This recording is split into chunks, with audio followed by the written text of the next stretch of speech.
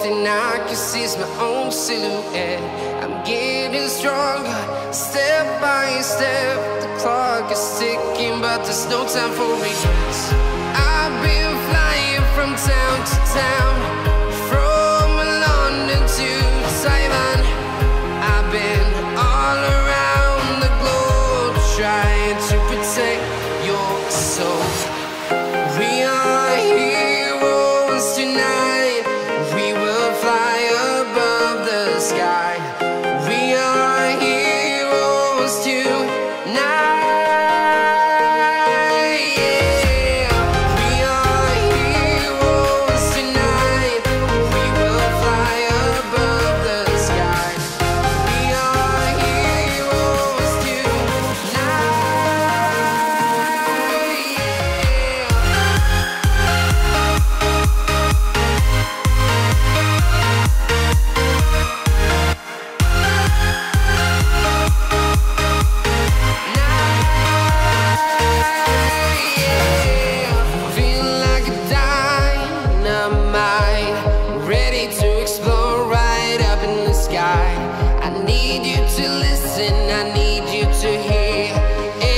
Show any fear. I've been flying from town to town, from London to Taiwan. I've been all around the globe, trying to protect your soul. We are heroes tonight. We will fly above the sky. We are heroes tonight.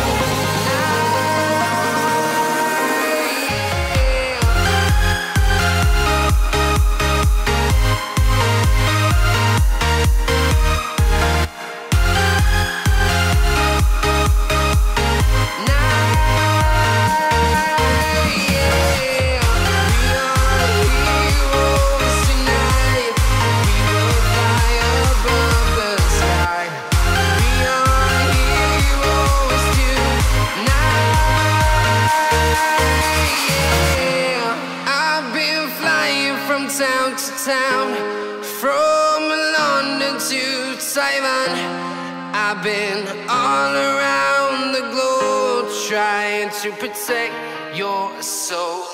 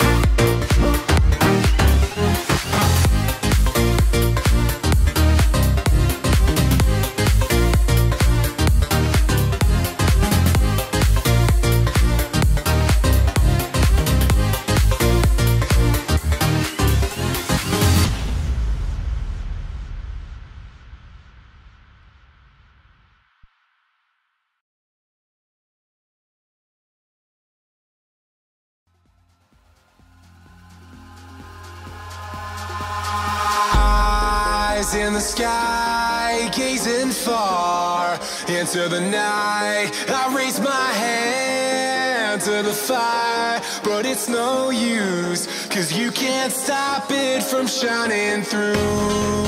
It's true, baby, let the light shine through.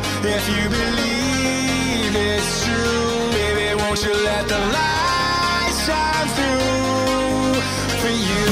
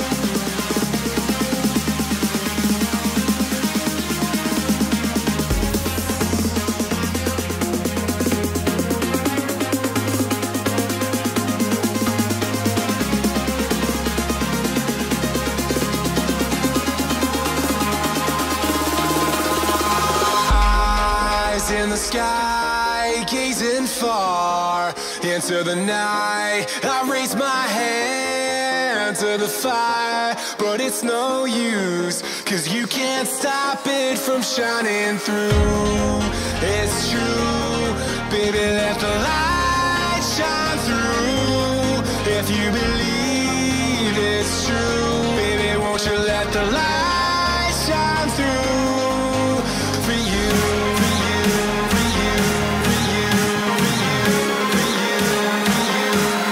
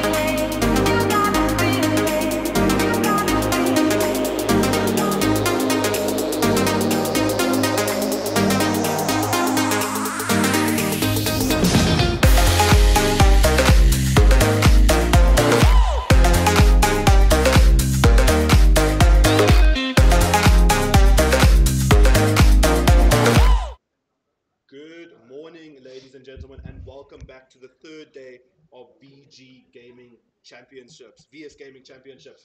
And we are joined here with the two supports about to face it off in the grand final. We have Miggy from Royalty Esports and we have Unique from BXP Goon Squad. We're going to start off with Unique. How are you feeling coming into this first game today? We're feeling pretty confident. I mean, throughout the year, we've beaten Royalty almost every time, except for Rush, which was a bad show of events. But I mean, we came out strong yesterday with a 2-0. Royalty, they played well early, but I think our macro and our mid game was superior. And I think we expect to see the same result today. I did feel that was quite the convincing victory yesterday. You guys definitely rolled over them. But I feel like, how are you feeling today? You feeling fresh? You feel like it's a new day? Yeah, it's fresh. We're Only right as on good as time, your yeah. last victory, I heard. I quote. How are you That's feeling what they coming into said. this game? We are going to be a game down in the finals again, but I mean, it's nothing we haven't achieved before, coming back from a 1-0 loss. So I think we can take it again. If the guys get their things together today, and yeah. And anything special we can see coming into this game? We have prepared a few things, so yeah. I guess you guys will see it in game. I see both of the top laners now both have learned how to flash, whether it's into the enemy team or whether it's under a turret. So I'm ready to see who's going to have the better flash this game, Tiger or Brofesta. But we're not going to waste any more time. We are going to go straight into game. The members are in lobby. We'll be going live. Goon Squad does have the one map victory leading them. So we'll see how they can take it. It's the best of 5 series. We'll see you all there. Thank you very much, guys. Cool.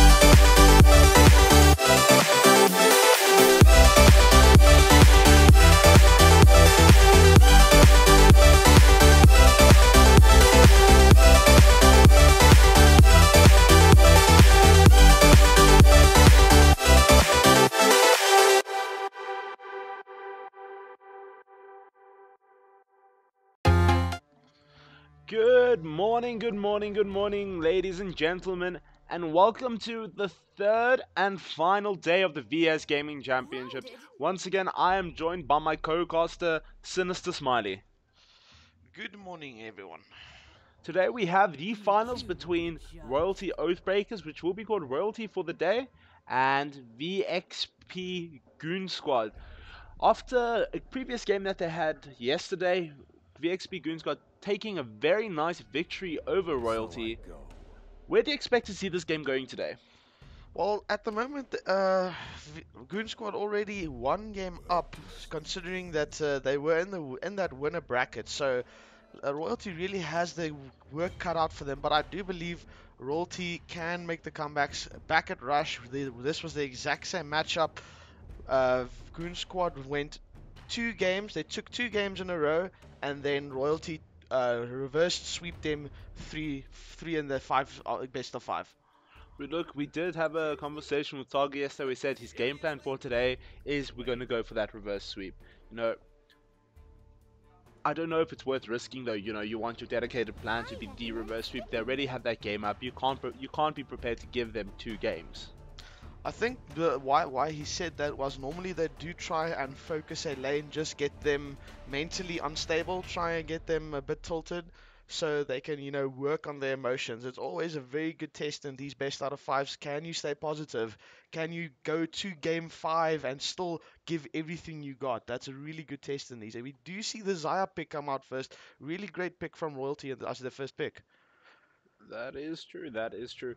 Well, look, having a look at today, it's very possible that this series is over in 2 rounds, or we do see it going to the full 5 matches. It's very possible, everyone's ready, everyone's amped. Royalty did have a bit of a late show getting here, almost being penalized for it, but they managed to get in on time, all in the lobby and ready to go. Yeah, so we do see at the moment a Cho'Gath and a Gragas picked up on the side. They're going for that nice tanky engage comp we saw of yesterday. I really do. Okay, the Galio was banned, so maybe they were looking to get the Jarvan for Royalty. You can also see Royalty dropping that Talia respect ban for Ghetto. The previous game that he has played, he has absolutely dominated with that Talia, getting such insane scores. They also have dropped that Shen ban for Professor after realizing how much damage he could put out yesterday. It is without a doubt that you would see that there. Indeed. So we see there's no ADC picked yet up on for Clax on Goon Squad side. So I do think they should try and get a really good ADC. Tristana's still open. So we don't really want, they're probably going to target ban that if they do let that through. They also don't have a mid lane yet, so I think they should be either picking for Kiddo or for Clax here. Kiddo or for Clax. I feel like picking for Kiddo Clax may be the better choice here. You don't want to be blind picking your mid laner. That is 100% correct. Interesting choice on the Braum as a support. Miki has been known to like those engaged supports more than the Ardent supports. It is more of the meta at the moment to go for the Ardent supports, but Miki really known to be good at those supports. And then there is that Tristana we were talking about. Definitely good to see in a game. She has been banned out in most of the games we have casted here at the VS Gaming Championships. They do ban out that hard rock for as the respect ban. I think really having that nice engage potential with the Maokai would have been great to match the Gragas Cho'Gath. But it was coming from their side ban. I don't think they wanted to give it to Mr. Bearclaw himself. Indeed, they can flex this Maokai to jungle or top, so we'll have to see what other pick they are going to bring out. There is the Alistar ban. Alistar, very strong engage support, does have very good synergy with Tristana. Not sure if that's I agree with that ban. The unique is known for, and I do think they have the previous 2 games, if I remember correctly, they did go Ardent supports, even though they had a Braum. I think they had the Rakan, even though the Rakan is banned this time, so not sure how that will pan out. Well, it looks like they very possibly have decided, you know what, we're not going to play the current meta. We're going to take it back to how the game used to be played, when there was a tanky support, a strong ADC, and you left top lane alone. Indeed, they could go a middle ground here. They could go for the Taric, which is still open. The really good sustain in lane, but you still have those E stuns. You can stun the whole team up with that E if you land it correctly. That Tarek is a very, very powerful support at this point in time. You really can't underestimate. Ooh, but there is the Arden support on the Janna. Janna, one of the most powerful Arden supports in the current meta. It's good to see something that fits into the current meta in the present team composition. Indeed, this is what we also know Unique for playing. We know he likes these Odin supports. That is correct. There is the Jarvan. This is Once again, where is this Jarvan being flexed? this Jarvan is probably going to be in the jungle, and Maokai will be put in top. I think that'll be very interesting to see. Yeah, they could at the end of the day they could both be really good, but they did nerf the Maokai a little bit, so his clearing isn't that strong anymore in the jungle as it used to be.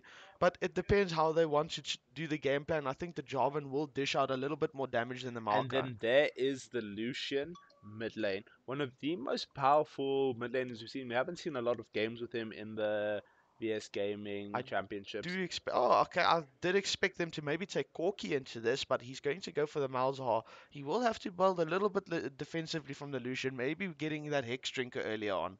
And Oh there's the no, but Corki. there's the Corki. The only way to fight an ADC in the mid lane is with an ADC. Once again, from the interviews that we had last night, they did talk about doing that Lucian into the Corki. Looks like it's just a bit of a throwback to what we have had before. I think this is going to be a game. I think it's going to be a really, really interesting game. Both teams having really, really good comps here. Wait! Oh, I was confused for a second. Whew. I thought that was a Maokai ADC. No, I don't believe that's a thing, Josh. No, I can't even say where this stuff have happened because that would be the weirdest thing. Forbidden confirmed. Forbidden confirmed. Okay, so now we know why they're not here in this game. Look, that Zaya. The Zaya definitely is a very strong ADC. What's really nice though is that Zaya and the Lucian can swap it up, if the Lucian falls behind. Both of the ADCs in mid lane can swap it up slightly, depending on how their lane is going, That support can easily roam mid lane and you can have a 2-2-1. Or you can totally swap that mid laner and the ADC. Most definitely. This is also why Miggy really likes these supports. They are much better, like this or the Thresh or the Alistair.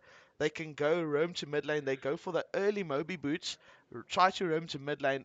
Maybe he picked Braum because obviously Goon Squad does like to put a lot of resources into Kiddo. So maybe if Braum tries to roam mid, get those early kills onto Kiddo, or even just burn a flash, making the Jarvan's life very easy to come back for a return gank. That is true. That is true. The whole thing is, Lucian will always have his dash out, 16 seconds on it. It's like his own secret flash. Indeed. It does make that mid lane quite a lot harder to gank. It is not easy to gank a Corki, even with the Jarvan. He can just Valkyrie out of the Cataclysm. That's why it is important to try and blow this before you get to gank the lane, so it makes it really easy to kill him. He can't go anywhere. Oh, it's very possible. We can see both the junglers not even having a look at the mid lane. Both of them understanding that what's required of them to gank the mid lane is just something that they don't possess. And maybe taking it more to top lane and the bot lane, because in this matchup, two very powerful ADCs, it is going to be all about who gets ahead first. Indeed, so we're just waiting for the spectator delay here. What we are going to ask, we already see one hashtag VXP being dropped in the chat. So let us know, who do you think will win this? Keeping in mind VXP already won up since they did get that winner bracket yesterday. This is the thing, right? VXP performed unreally yesterday. They performed unreally throughout the entire tournament. I would like to see Royalty giving them a run for their money, though. Indeed, I don't really want to see them just go 3-0 here. It's going to be boring, and I do think it's going to leave Royalty quite devastated if that would happen. I mean, they didn't come into this tournament being expected to be an awful stump. I do think they will also play on their emotions. But also, right, Royalty, for a lot of their players, this is their last DGC. They are going to be retiring from competitive gaming afterwards. It's going to be very sad to see Target Khan go, one of the only South Africans to ever reach Master Tier. He, once again, I would really like to see, would have liked to have seen his Pantheon. Yes, indeed. Maybe we will still see it. There's still one more game after this if they lose this one. But maybe he will give us that Pantheon. But maybe he doesn't want to give Goon Squad that satisfaction because I'm pretty sure Goon Squad has most probably prepared something into that Pantheon if they do pick it. That is true, that is true. Who knows, maybe they just drop a Teemo. I would like to see one game despairing into all chaos when a Teemo is picked in the top lane. Last night when we did have the interview, Brofester did drop the cheeky. We could pick Teemo into the Pantheon. I don't think we'll be seeing that happen anytime soon. But we're going to be going into the loading screen. Well, let's give some insight based on their summoners.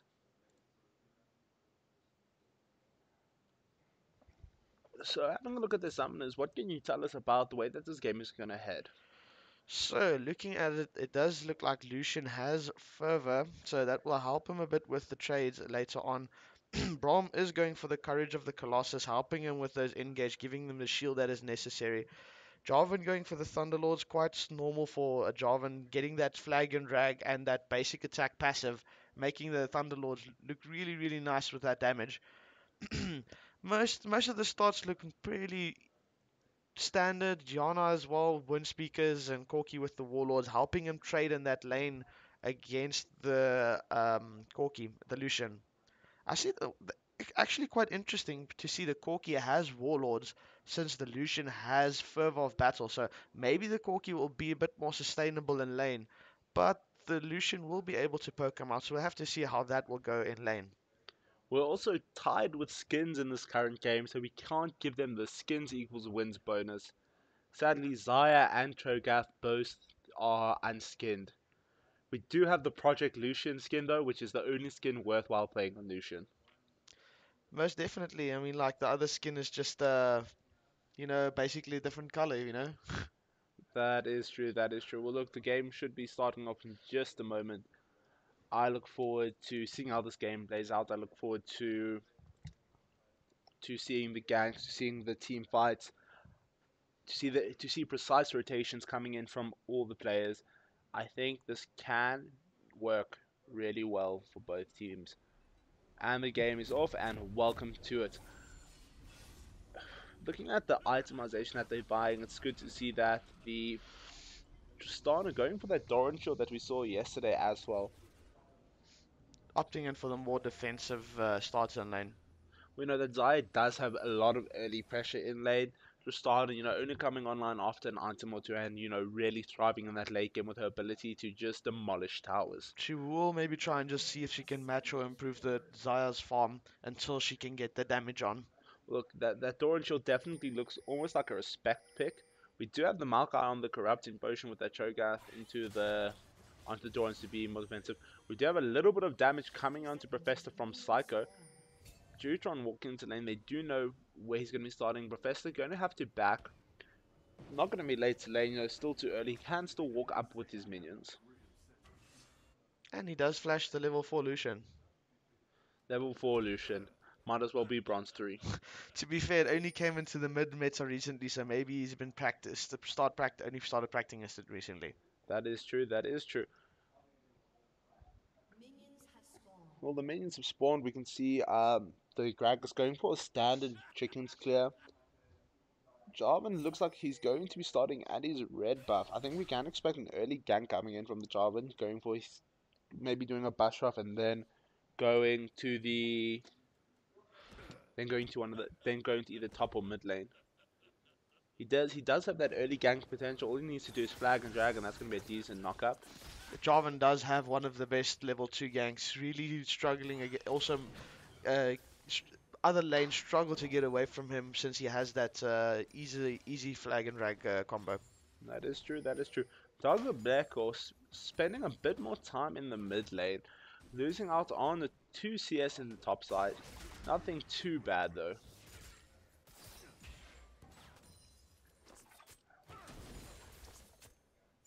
The bot side, the farming going off pretty even. VXP Clax pushing in, getting a bomb off on her. Nice to see that bomb as a first item.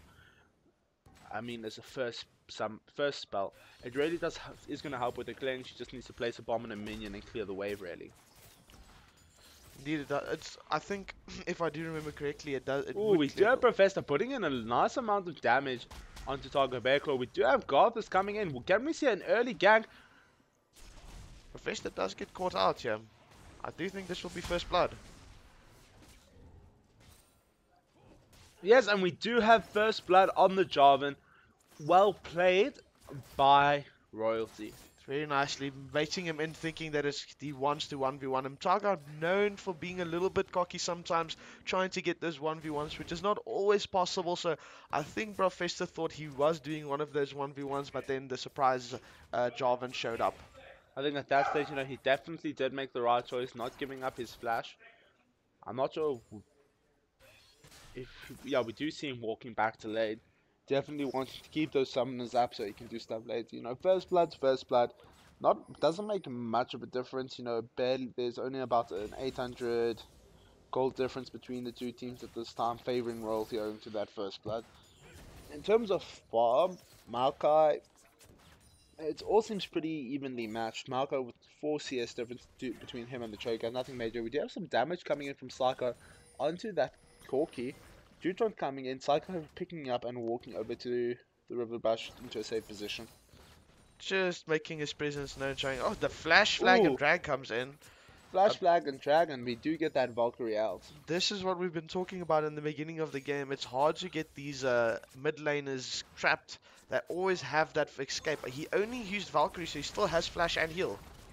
It's true, Valkyrie was definitely out of position. We do have a lot of damaging coming in the bot lane. Can we expect to see a kill on Unique? We have a TP coming in. We do have a flash blow. They do not have vision of the TP. Here comes we do have the Malka coming in. They are going hard on Klax. Klax deciding, no, I need to get this kill. Needs to be worth my while. Not a bad play from Royalty. Unfortunately, they're having the flash up. They did expend both summoners in bot lane. So maybe Targa helping for Garthus to come in later and having a really easy ganking pressure here. That is true, but the thing is, he is going to be falling behind in the bot lane. They no longer have that TP advantage, which the Cho'Gath does still have. That means it could be very easy for them to make a play around the Drake, or even the Rift Herald when it comes up in 5 minutes time. Indeed, we do see that the Drake, first spawn Drake, is an Ocean Drake, so we're going to have to see if they want to pressure that earlier on. Not being known for the dragon that wants to be taken first, it's not that important, so if the dragon is being taken and you can get Rift Herald, you would rather want to go for that Rift Herald. It is, but the whole thing is, it does make the difference later on in game. Those Ocean Drakes, those heals, and those manas really do make your sustaining lane a lot better. Indeed, as well as having those, not having to back. If you can, maybe press for that inhibitor. If you are low health, you will get that health back, especially if you have more than one Ocean Drake. That is correct, Look, the minion wave being pushed in quite nicely. Vanzo not having much of an issue trying to clear it. We do have Lucian with a definite 10 CS lead in the mid lane. Nice to see Psycho controlling his lane like he is. Indeed, we should be expecting to see this lane dominance from Psycho. Lucian being known to be better in lane, but Corki should be able to scale much harder than him later in the game, especially when they gets that Triforce Infinity Edge. When he picks up those packages. Indeed, those packages are very good for global presence. There we go. The pinging of the Gragas knowing his position. Ooh, we do have the Jarvan looking for a gag. It looks like he's thinking that he is going to go for the jungle clear. Have a look around, see if we can see what they are. Calling the Lucian in just to make sure everything's fine. We're going to have him going for the flag and drag over the wall to go for those grumps. So looking at CS lead, we do see the Braum obviously with that relic shield. He is getting the 10 farm more over the Yana, but that is expected. Xayah actually being a bit ahead of farm than the Tristana, which is also expected. Xayah having that little bit more extra laning pressure earlier on than the Tristana. As well as the Lucian as well. We do have a gang coming in, or a bit of tower pressure coming in. Keeping him off the tower, can we expect to see Target going in, or are we just going to see them push him off the tower so the Target can get some nice damage going?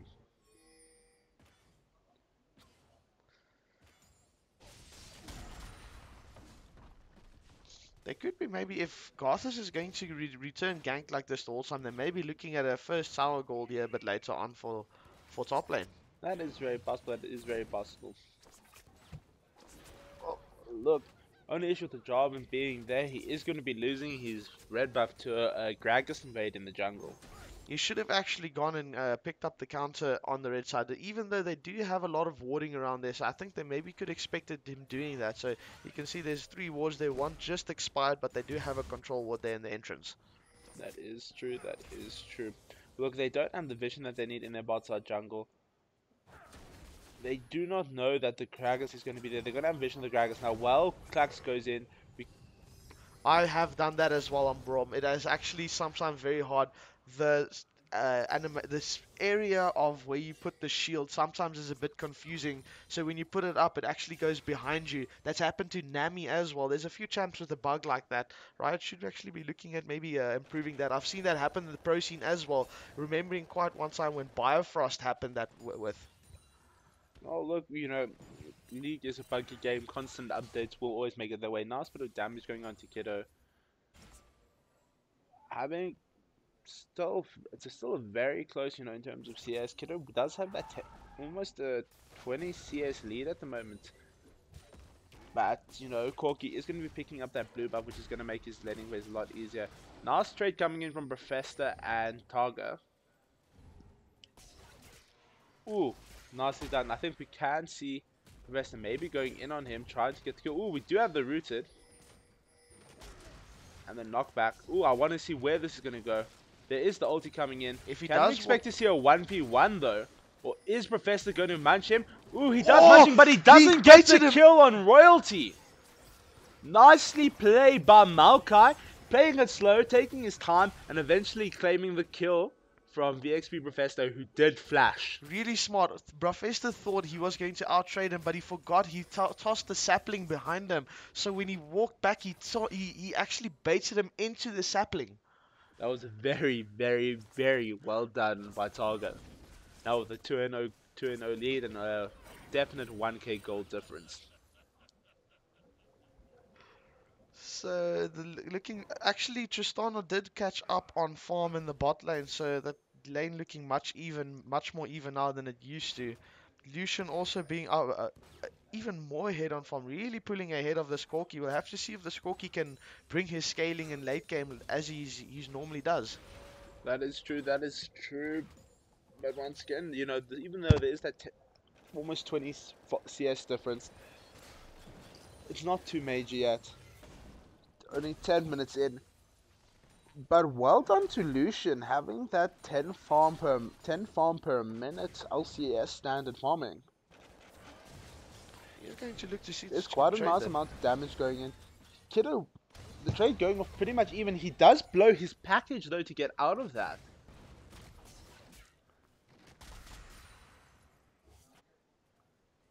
So Maokai did get the catalyst of the protector, so this will mean he will probably put that into a Abyssal Mask later on.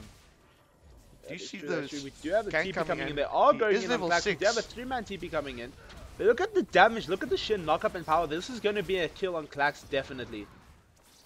I think we can expect to see them going for this turret right here, right now. 4 people bot lane. I can definitely see them going for that turret, then rotating for the dragon. Very nice rotations from them. They will be getting this first tower and maybe rotating to get that Ocean Drake while they are there. There are 4 members. It would be a good idea to just get that duping the Ocean Drake. They're duping him, but will Targa be getting 1 tower for this? In all fairness, even if he does, it will be a fair trade for the team. Ooh, the nice ult coming in, a good amount of damage, almost taking the kill on Kiddo. Will he be able to get the kill? No, but he is going to be taking up the tower damage. This could be bad for him if he gets hit too many times. And we do have Kiddo capitalizing on Cyclo's overextension and just missing the kill with that ignite on Kiddo. See, these are the type of rotations that I was looking to see from Royalty in the previous games. They decline, clean, concise, but it gets the job done. These are the type of things which really do make and break a game. It's actually odd seeing the Lucian with this Ignite being very, very offensive with that Ignite. Normally the mid laners would go something like a cleanse on the Lucian or even maybe the heal as the Corki did. But they are making the trade there though, swapping the... Ooh, but it does look like we are going to have the... No, Maokai does. They don't have vision. They will be swapping that Rift Arrow for the Drake.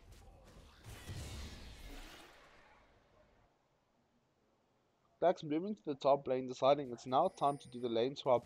Maokai definitely in the wrong position here. He doesn't know what is coming for him. Just going to back off, trying to catch this Gragas out. He is trapped. He's going to have to. Is he going to be able to go over the wall? I think he does have what's needed of him to go over the wall. We do have a stun coming in, but there are 4 people there. I don't think they should be asking for the fight here. Corki catching them out. We do have the explosive cast coming in, trying to separate them from the right. The Brown Shield finally going off in the right way.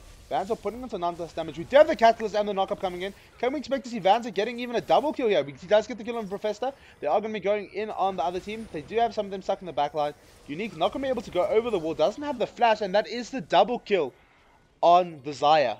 This is looking to be very good. There's 2 kills on the Xayah is going to be very helpful, getting a scaling harder than this Tristana, and I am looking forward to seeing if Vanza can pull through.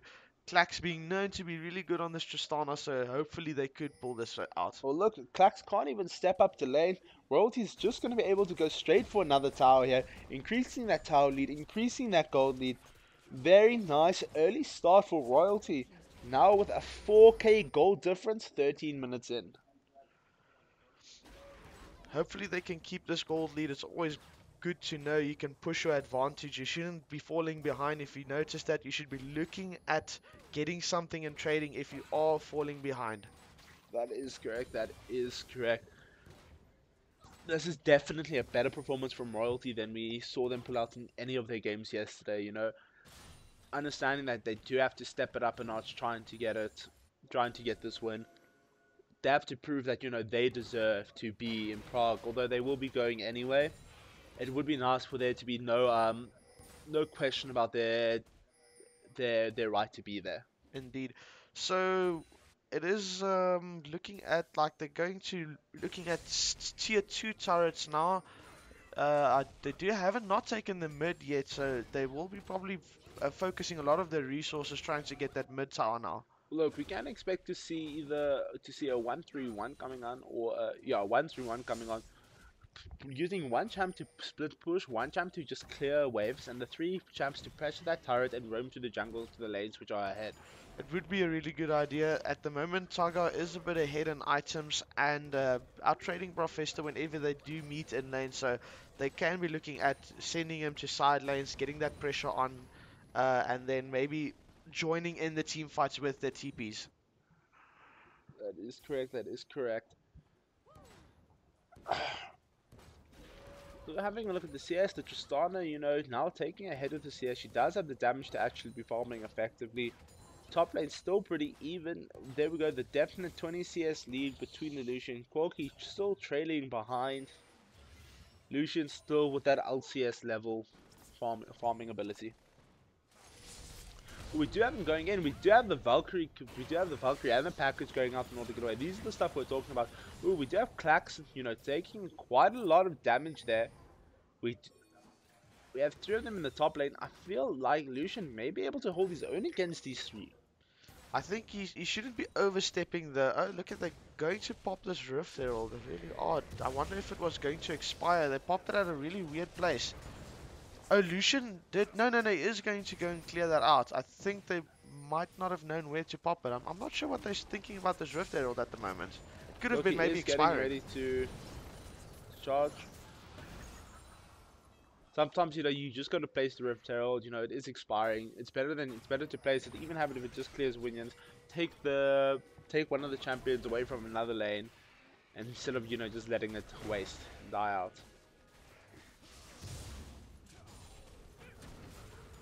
Oh, nice little bit of damage on Jutron there, getting caught out in his own jungle. We can see Royalty putting in some really good deep vision in the jungle right now.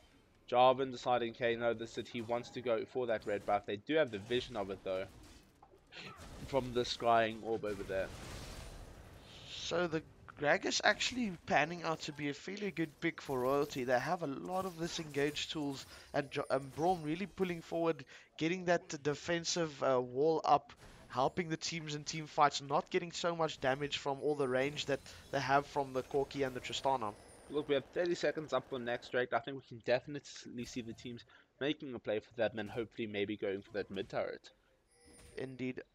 They don't have a lot of wards up at the moment. The map actually looking quite black. Both teams only have some defensive wards up, but Royalty not looking too good with warding at the moment. Having that one control ward in the red side deep ward. But having a look at the itemization, all the road players are going buying wards. They are going to, it does look like we are going to have the enemy team trying to rush the tower. Will they be able to stop them in time? They do have them going ham. Kiddo having to Valkyrie out. We do have the TP coming in. Is cancelled. It is cancelled though. A lot of damage put on there. We do have the Cataclysm and the package burnt once again. We do have the Jarvan starting that Drake. And we do have the Baron coming live in 2 minutes time. The Xayah going over to help the Jarvan get this Drake just a bit quicker. VXP is definitely going to have to look at getting this Drake. Once again, a wind Drake. Really? Arguably not one of the better Drakes that you see in the game. Does have its place. Is going to help them once again with these excellent rotations that we've seen coming off Royalty. Would be nice for them to have gotten a Mountain Drake or having a Mountain Drake up, you know, to help with this Baron fight that is definitely going to ensue in the next few minutes. I actually do think this Cloud Drake could be helping a lot with the engage tools. They have so much engage that Jarvan being showing every time, just coming out of nowhere, getting those cataclysms in, and then the whole team can follow up so easily with that. So I do think this Cloud Drake will actually help them quite a lot more than the that cataclysm definitely is a point and click stun. A very good, very strong and powerful one at that. Now, with the right positioning, you could technically trap the entire enemy team within your cataclysm. Tristana in bot lane at the moment and is going to recall. They could be taking advantage of this Tristana not being in the fight. I feel like they're just going to take advantage of them not being able to defend the tower, putting damage on it. Ooh, Kiddo putting a nice little bit of damage onto Vanza over there. Vanza's positioning a bit off. Kiddo managed to get those free shots in on him.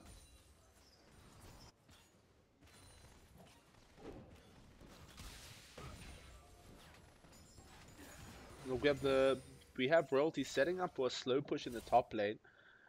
They really do need to look at pushing down some of these towers. It is going to make doing these Barons and these Dragons a lot more harder for them. The Cho'Gath picked up the Righteous Glory, so we'll be able to see. I don't know if that was the better choice. At the moment, they have to play defensively. Ooh, Righteous they are Glory. waiting. I feel like they are going to be going for a blind gank on them. Waiting it out. What happened there? Not sure. It looks like they are pinging. They want to try and do something here, or either maybe get the tower because they're low. The Kiddo did have to recall, so they're trying to maybe see to look advantage of this. They do have the number advantage that's needed for this. Klax's putting on a bit of damage now on Zygo, nothing too major. I think they should be able to ask for this fight now. Kiddo is there. He does have the package. They maybe want to watch out for that. They may be looking to engage on that. Look, they can't let them get too close to the tower because all it takes is that Tristana bomber and there goes their mid lane.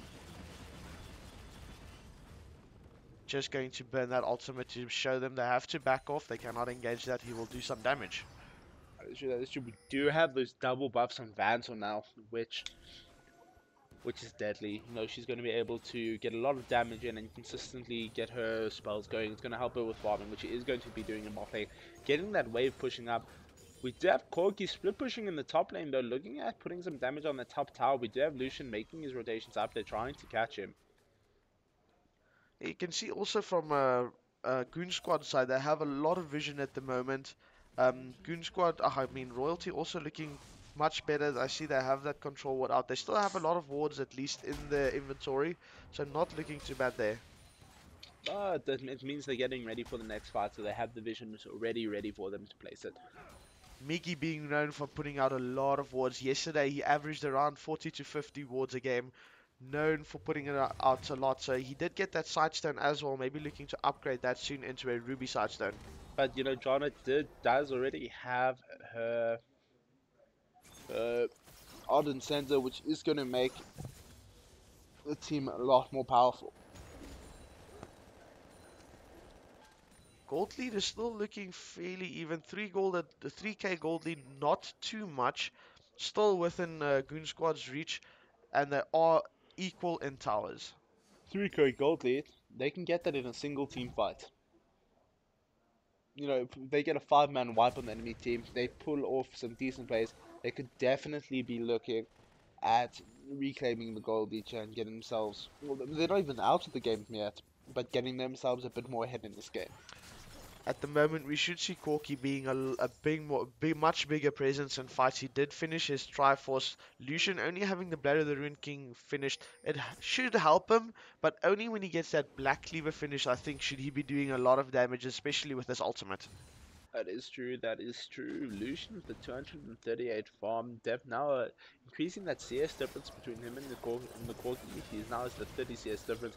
In the other lanes, it is still constant. Tristana with a almost 30 CS difference as well on Messiah. There's that damage I've just talked about the Corki taking Vanza below half health. That is true, that is true. Vanza now is going to have to learn to respect him and get his placement right, because, you know, that Corki and that Tristana are going to be able to pump out damage in the team fights. If she is caught out, there are going to be issues there for that Xayah. Vanza is looking like the main source of damage on the team at the moment. Yesterday he was caught out quite a few times. Vanza known for not playing too safe. He should be looking today to really improve his placements in fights. That is correct. Luckily for them, they do have Psycho on the Lucian, who can always follow up in the team fight, popping off his ulti, getting the damaging, dashing around. We'll have to see if he can be resourceful in those fights. Well, having a look at the vision. Are setting up for this next Drake. This next Drake coming live in 5 seconds. I definitely think it is going to be imperative. You know, 3 Drakes to Royalty are going to make this game a lot easier for them. It doesn't matter what Drake it even is. Most of the team having the summoners are playing it safe, so they can look for this Drake. They are going to be going for the second Ocean Drake, but it does look like VXP is going to be making the play. They're going to... Oh, can we expect VXP to go for this Baron? They're going to go for Baron. They're going to go for this Baron. They're going to leave Vanza through. They're going to send the rest of them there, but will they be able to get there in time and stop this Baron? They do have the speed that they have gotten from the Wind Drake. They will be healed up. They will have the mana for it. Garthos is going to have to go in. They do have the TP coming. He's going to have to go in. This is going to be a smite play. It's all depending on who gets the smite on at the right time. Is there going to be a steal here? We do have Royalty stealing the Baron. Very well played. Very well done by that Lucian ulti.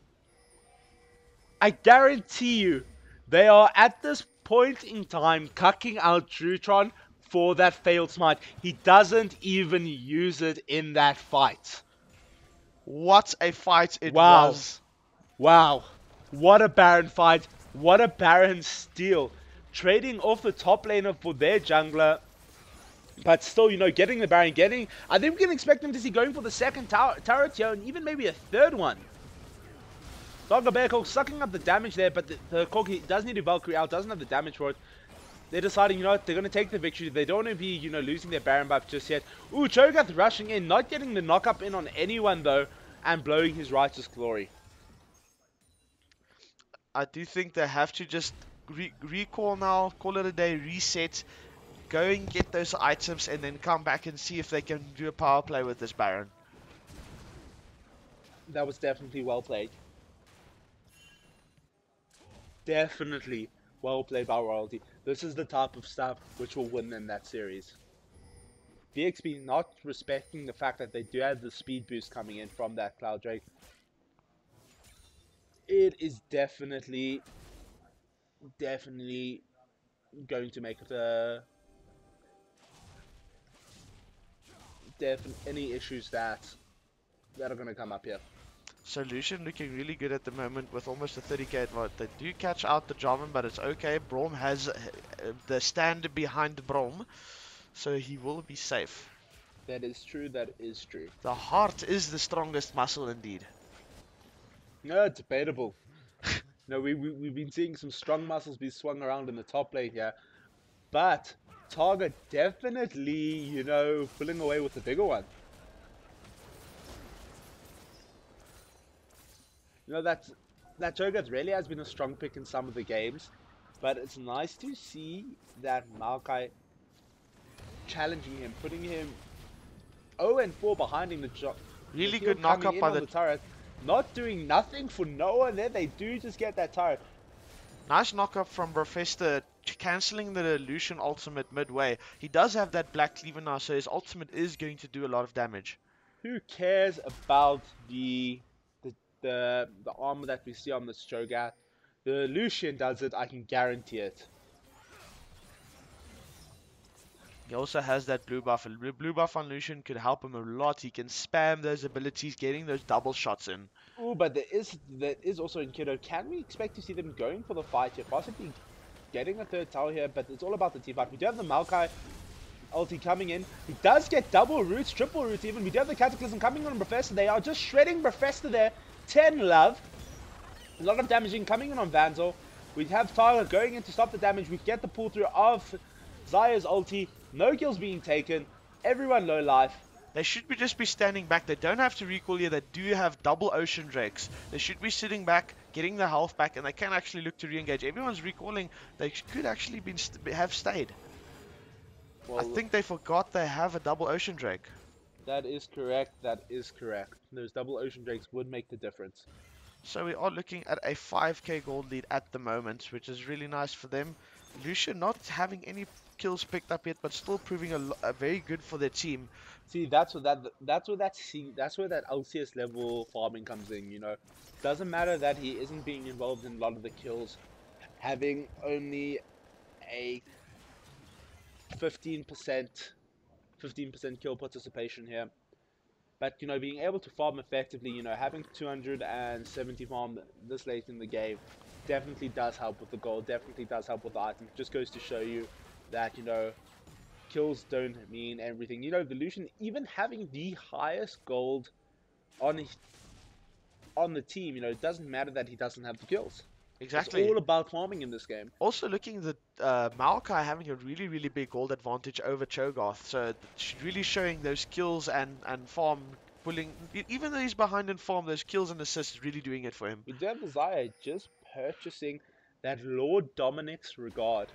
This is a really good buy. I think the Bramble Vest on the Cho'Gath should not be... All that armor he has should not matter as much now. Like Gragas also having that ninja tab behind the Randuins. I think we can definitely see in the coming team fight Vanzel going in on that Cho'Gath, whittling him down to a mere bug.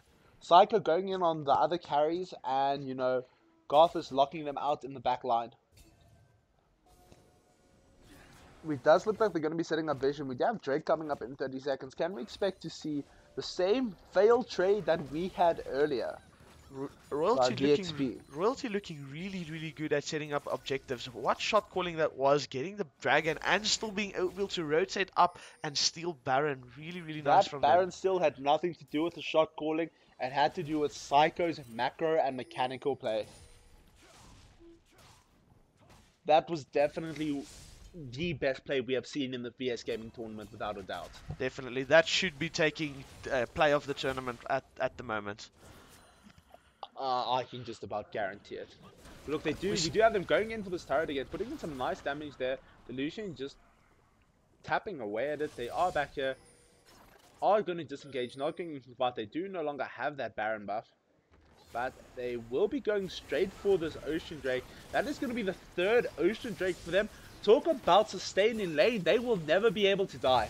This is exactly what I talked about earlier in the game. I said if there is more than one Ocean Drake on the team, they would really be good for them. They can always just look to engage, disengage if it's getting too sticky for them. Just get that health regenerating and then actually re-gauge again. It's something that maybe VXP people will forget about, and then they won't suspect the re-engage because they thought they were maybe back because they're low.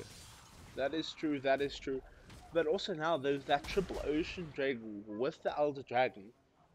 I'm just trying to calculate how much lifesteal they're going to have. I mean, not lifesteal, heal. They will be having just chilling in lane.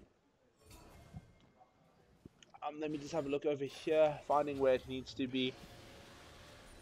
So 12%. They will have 60% regen with that Elder Drake. that's basically, they will basically have Warmogs on everyone in the team. That is going to really make the difference for them. They're going to be able to go in for a fight, get low, walk out, come back full health in 6 seconds time. Easily, so we'll have to see how they can do that. Even with this Baron pressure, they could maybe be looking in to go in, maybe do a lot of damage on them, and then even look for the disengage if possible. That is very possible. Look, we're definitely going to be seeing a play coming in around the Baron here. Garth is, clearing the wards, clearing the vision that's in front of the thing, making sure that they don't have the vision and they have the ability to see. We are definitely going to be looking at a team fight before they start this Baron, making sure that they do have the advantage and they aren't going to have, potential steal and, have the game turned on them. Goon Squad cannot have another Baron player as they did the previous game. If they lose Baron again, that should be game. Ooh, but they are catching out the Corki there. Kiddo having to Valkyrie out. We do have the Smite. We do have the TP coming in from the Cho'Gath. They're going in there. No damage really being traded. We've got Vander putting in a nice amount of damage though. Kiddo just going ham on Mickey there.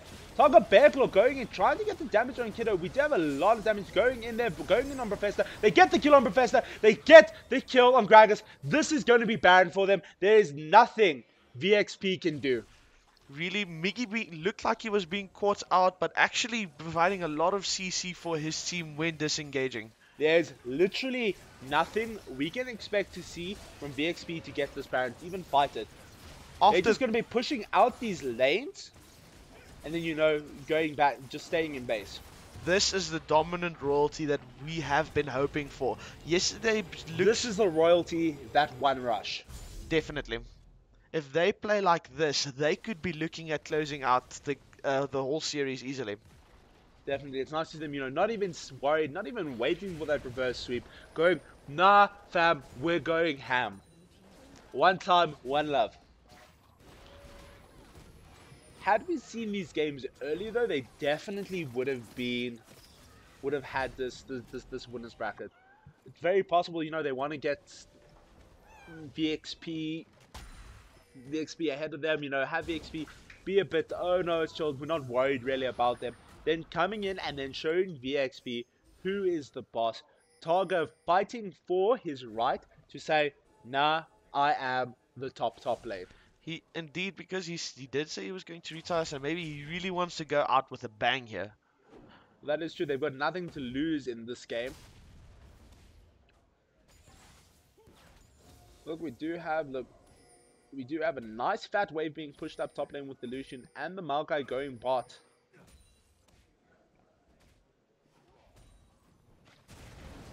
So they are looking to get this outer tower with the Baron. But the VXP have to be very careful. They're just running away. Mickey zoning them off the turret. They have everyone in the top lane. Targa doesn't have the TP to follow up there. He's going to have to walk. Going to be wasting some very valuable time. We can see them, pushing up the wave. And I think we can expect to see them going mid lane or bot lane trying to go for that turret. Well, here comes the wave once again, just keeping the Baron buff. I think they're just going for an old classic siege. We do have the Maokai in the mid lane, getting that minion wave to push up to the turret. Going to have to draw their focus to two places, which is really going to make the difference in this game. Unfortunately, it seems to me Unique is not getting out that sustain that he needs to in fight. The Braum proving to be much more effective in team fights. Her healings and shields either not being put on the right people or not finding that enough sustain just to keep them alive. Everyone just going down too quick for the Yana to do anything. So, just have a look right at that Tristana, Xayah gold difference. I just want to point out that there really isn't one. Because, we forgot that the Braum has taken a relic. Indeed, so they did share a lot of that gold. So, most of that Braum CS went straight to the Xayah there, which was a very tactical play on her part. Getting the Braum some decent gold when he needed it. There is the turret there in the bot lane. All that's left are the inhib turrets. We do have that Elder Drake though coming live in 30 seconds. I think we can definitely expect to see them going for it. Looks like they are going to have a few recalls. They maybe have some gold in their pocket, so they're going to have to look to spend that and come back for another push. That is true. That is true. So the next dragon spawning in 8 seconds. This is going to be very, very big for Royalty. VXP can actually not let them have this. Otherwise, I'm pretty sure they will lose this game. No, with that Ultra Drake buffing them, they are gonna have that Warmog's level healing and a 75% movement speed buff. Means they're gonna just be running around like, look, there's nothing VXP can do here. They don't even have the vision. Royalty just claiming that Elder Drake with ease. They do have the buff. Look at the sheer speed coming in from that Braum. It's like watching Keenan run around in Lightning form. Indeed. That is the Moby boots we've been talking about. People don't expect the Braum coming out. If they don't have vision on the sides, the Braum will be speeding on them from the sides, getting that CC in to let the rest of the team engage. That is true. That is true. Look, I think we can see second to last push going to be coming in now from Royalty. They are that far ahead. They do have a solid 10k gold lead. I don't think they'll be throwing this game anytime soon. But at the same time, all it is going to take is one good team fight from VXP to, even out that kill difference. They get one full wipe on Royalty, and that will be that. And, we do see Kiddo getting quite a lot of damage now. 4 items up on Lucian's 3 items. I mean, Lucian does have the more expensive items, though. I'm pretty sure if Goon Squad can get the victory on this game, they will win the whole series, because I cannot see Royalty psychologically coming back from a loss like this. That is true. That is true. Getting this close ahead, getting this far, but not being able to take anything. We do have the Malka ulti coming in, grabbing that Cho'Gath.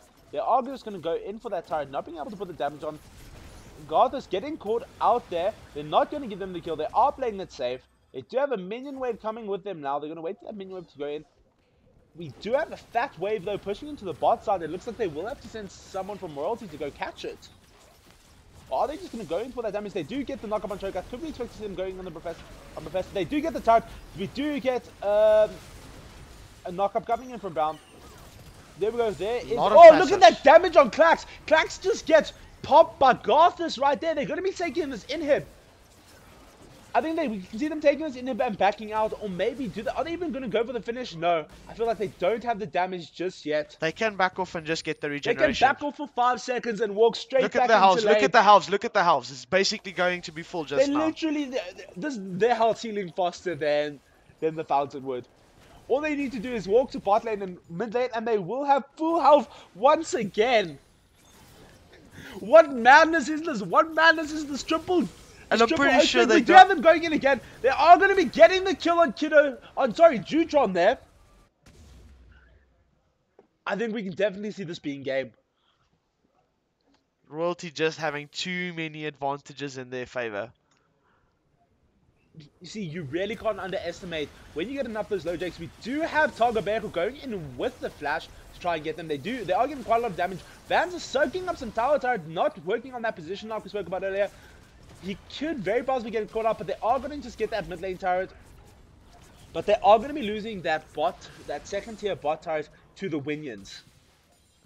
I do think that's a very good trade. Baron is up in 5 seconds. Maybe they have a TP. I think Targa should recall and go and catch that wave. And if necessary, he can TP back into Baron. I don't think he's even going to bother with catching that wave. They're just going to start this. They don't have what's needed to even contest this Baron.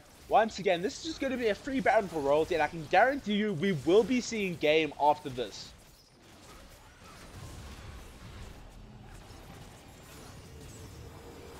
I think we can see we will see at least 1 or 2 of the players heading bot lane, pushing up that wave,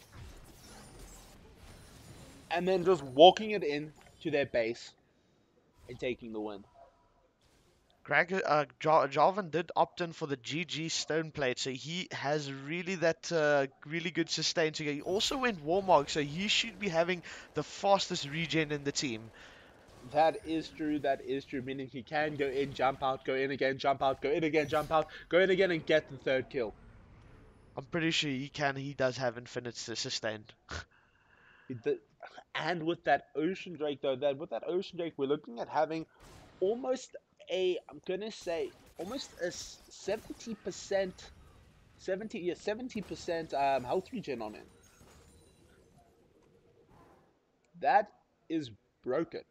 Really, really good for them. Making the Yana pretty much useless. Any healing the Yana can do, their Ocean Drake can do better. That is true. That is true. But it does mean that they will have to pull out in order to do it. Well, look, we do have them fighting in the bot lane. We can see this is that tower that they're going for. They've got the minion wave with them. They've got what's needed of them in order to do it. Getting the damaging. They're probably just going to chauffeur those minions and take this tower. They're just going to walk up to the turret and take it. No need to even ask for a team fight. Ooh, we do have the Gregson. We do have Tristana coming from the side. Are we going to see them being caught out? Psycho almost dying there, but he does have the Guardian Angel. They are getting the damage on him. They get the kill on the Cho'Gath. They get the kill on Jutron. They're going to get the tower. They're going to get the inhib. And then this is going to be game. There is nothing VXP can do right now to turn this game around. This just went really, really well for Royalty from the start. They got that trying to get the kill on Vanzo, trying to show him that they have what they need in order to do this. Nope, not getting anything. Vanzo is dominating, showing that Tristana just to his boss, getting the double kill on the Corki even. They're going to be getting both the towers and now the fountain. Well done to Royalty, showing them that, you know, the losses from yesterday meant nothing. Guys, we'll be back in a bit for Game 2 in this epic series.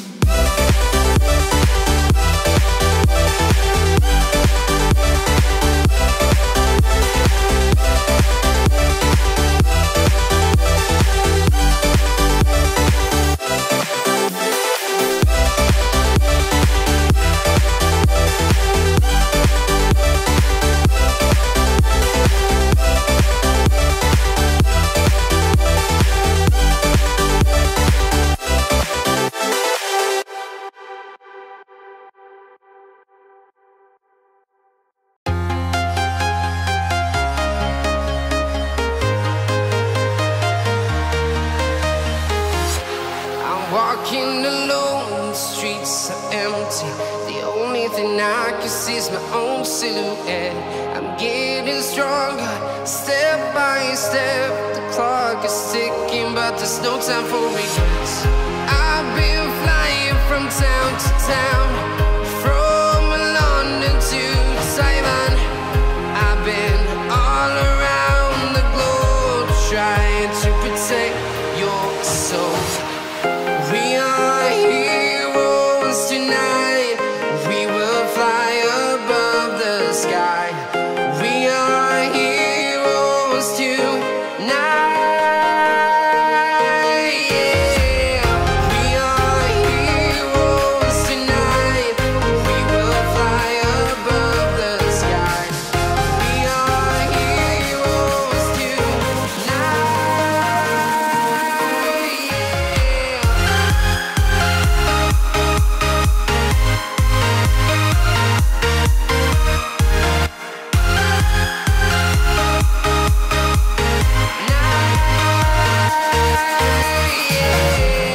Feel like a dynamite, ready to explode right up in the sky.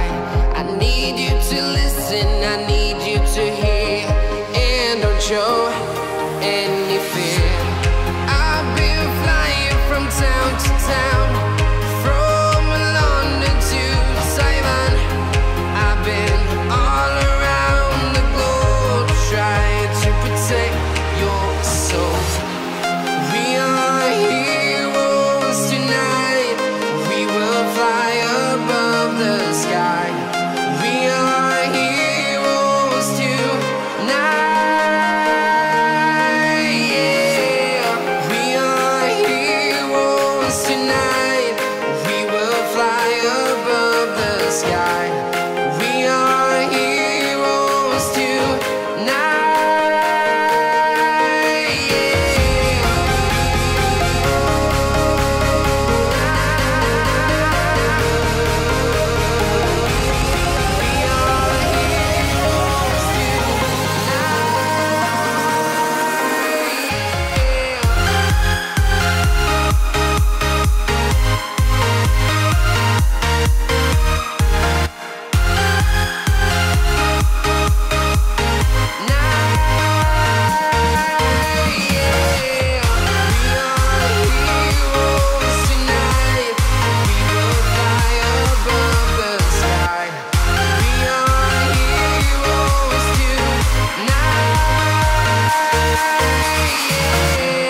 I've been flying from town to town, from London to Taiwan.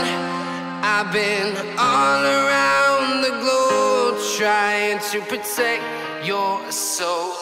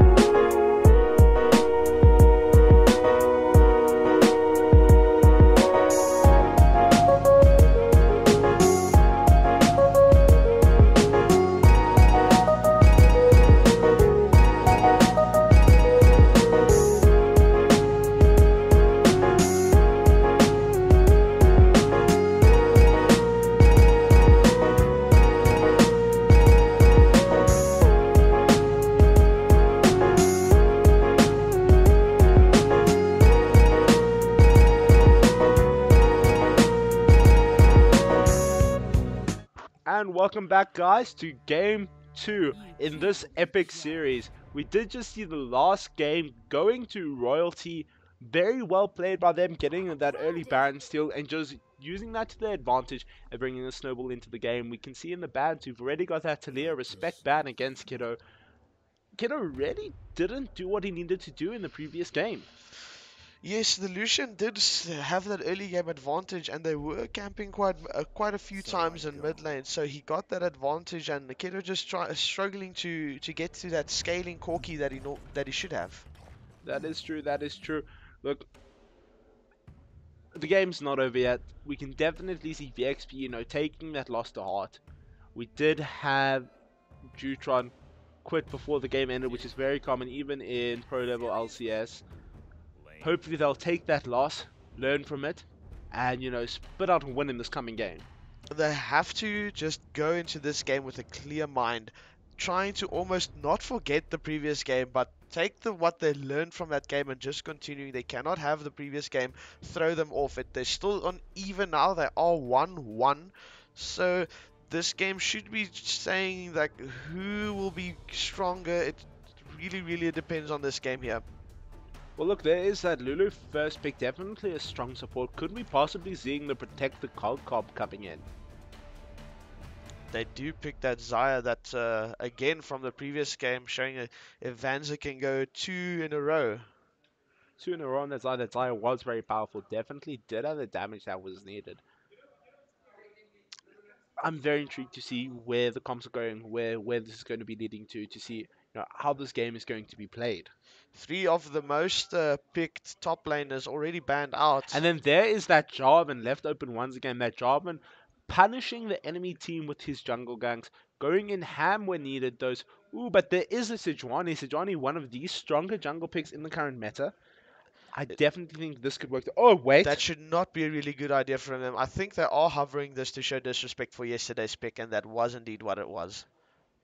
Ooh. No, there is that Cogmore.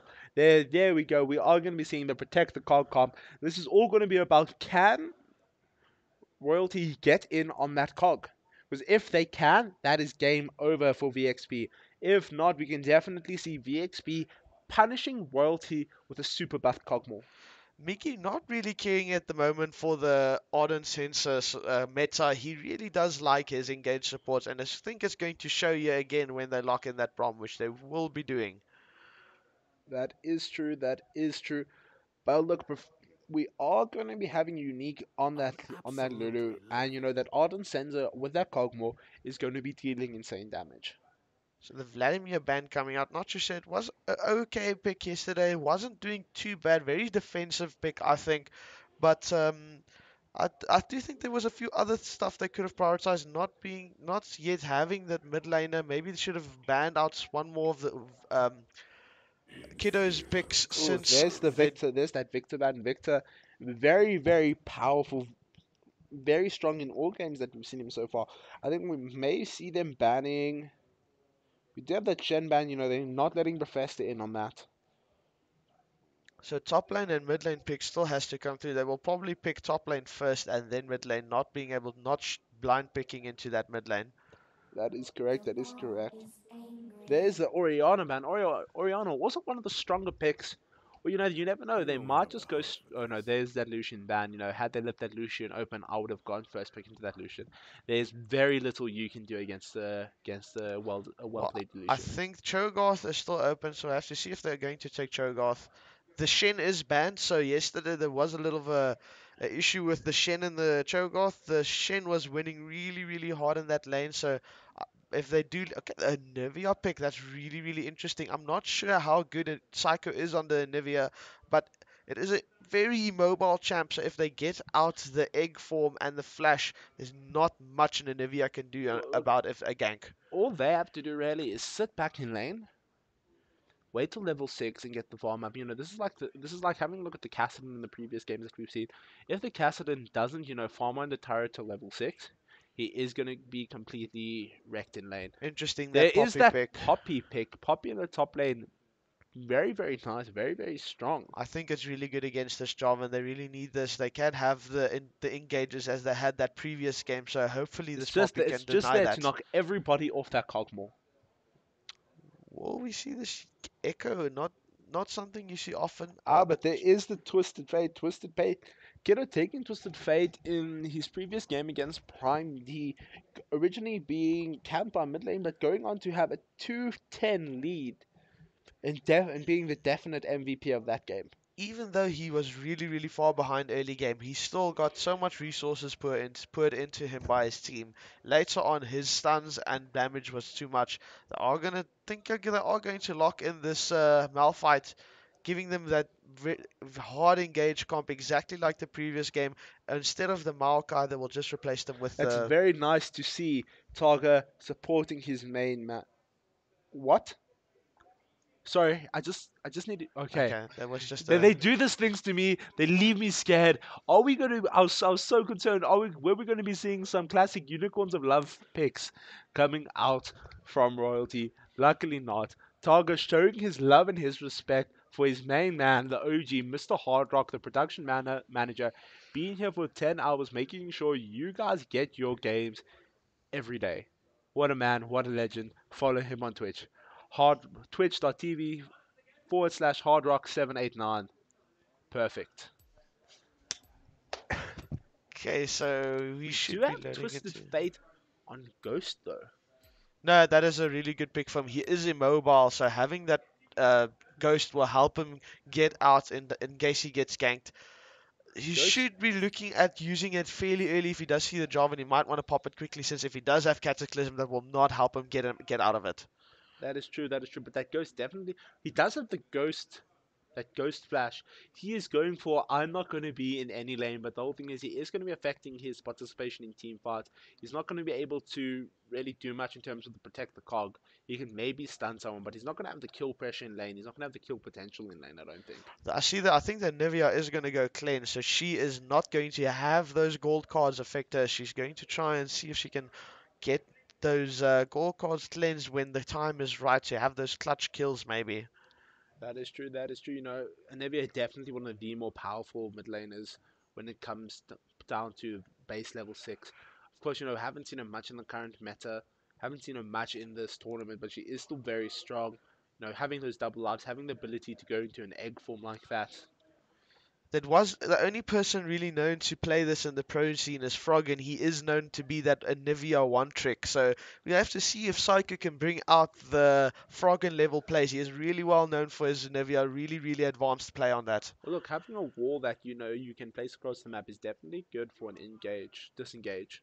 Or, It, you know, it, they will be able to separate the team from their cog more, maybe singling him out, getting in on him. That is what that Jarvan's going to be doing. It's going to be interesting to see how they coordinate these team fights, where the calls are going to be made. They are going to be looking for picks, of course, before the team fights, because going 5 in on this comp would not be looking good for them. yes, But at the same time, we could very possibly see Goon Squad punishing this Cogmore like they punished Scarlet's Cogmore last night in their final game, where it doesn't matter that they managed to get all the protection on. They just went in, they just went hard, they went for the kill and walked out fine.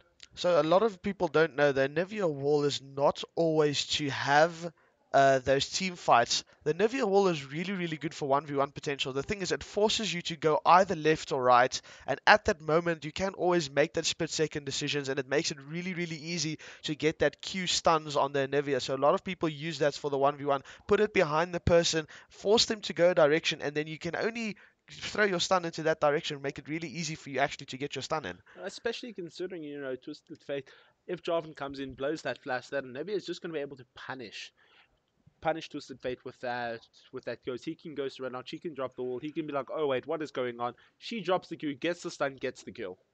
Need really good kill potential in that lane. There's definitely going to be some strong potential for solo kills in that lane. I couldn't agree more.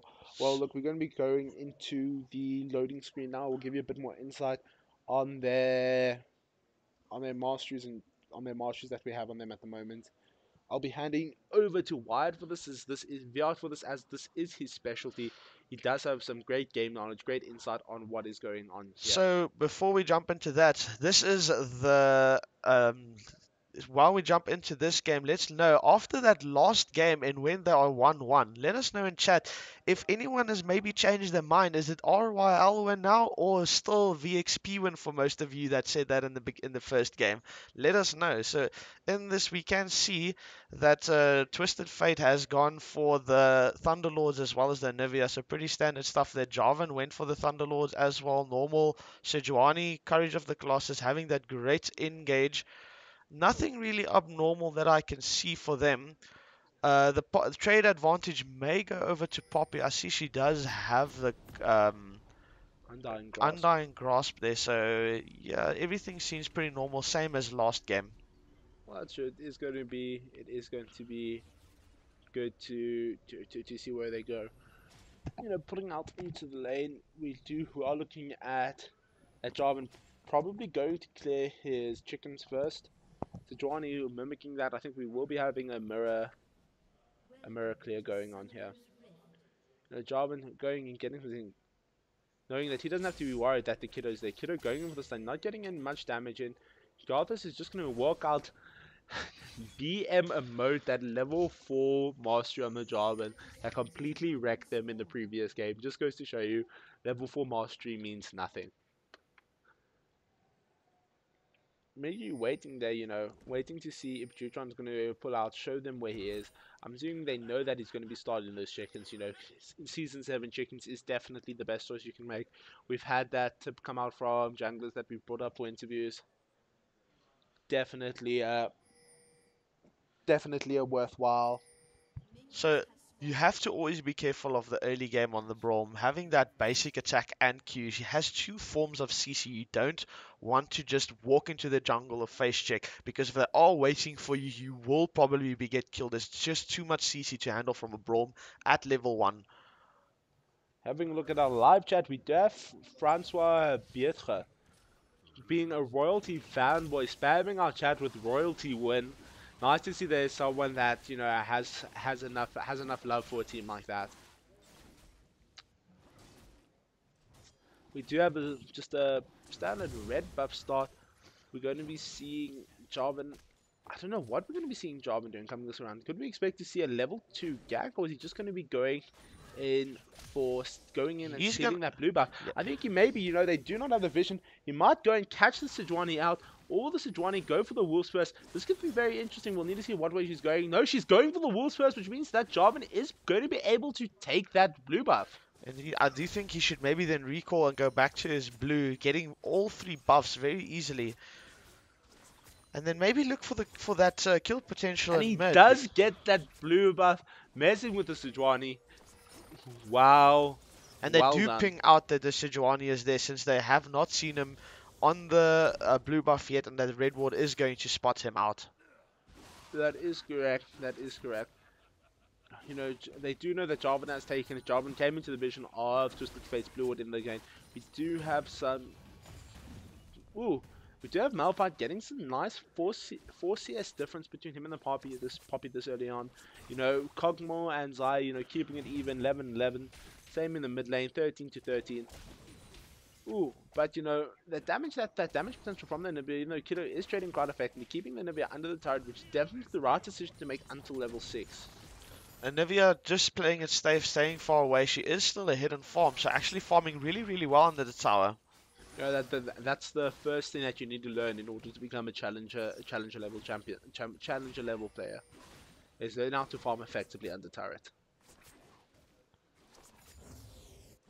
So we do see rotations here. They're going to try and collapse here. I don't know how this is going to work out for Royal. Taking a lot of damage. Just not going for the fight, putting up the shield, walking back a bit. Nothing too major for them. I wonder if Sejuani is going to come and look here to steal this blue buff away. He's going to come to mess with him. Garth is not really scared of the Sejuani. Not much he can do in a 1v1 against the Jarvan this early on. They have no items. Jarvan definitely with the damage potential to take out that Sejuani. If that Sejuani does get the full combo stun off, he will be frozen while he will take quite a bit of true damage there. So this game is a bit different than the previous one. We have a first Mountain Drake. So they should actually be looking to pressure earlier on. Even though they did actually go for that Ocean Drake over the first game, VXP did go for that Rift Herald, and it was actually not a bad trade until the late game where they actually had 3 Ocean Drakes. Then it became a real big issue for VXP. Getting this Mountain Drake, is going to make the Baron when it comes up a lot more easier. And as we've seen before, those Baron plays are very important. And also they're going to have to be relying on Jutron to get the smite in this time, unlike he did before where he didn't even manage to get the smite off. Target Bearclaw getting some nice trading going on. Getting his heal up on her and winning the trade. Having a look at the farming though, Poppy now pulling off the 5 CS lead against the Malphite. That is a full minion wave difference. So the Rafesta actually losing a little bit in that trade. Ooh, Vans are putting some nice damage in on Klax. minion blocks. Hey, you gotta hate those minions sometimes, pushing Well, you like, between a wall. sometimes minions aren't your minions. Sometimes your minions are your enemies. Sometimes I think those minions are like making you stuck between a Oh, rock look and a how low minion. Psycho is, and he does get egged by Kiddo. Almost, no, not almost first blood, because that egg is great, but he is going to be very, very vulnerable for the next while. At least he did not expend any summoners, so he still has that at least. That is correct. That is correct. Sejuani just creeping out at the back here, making sure that his mid laner is safe.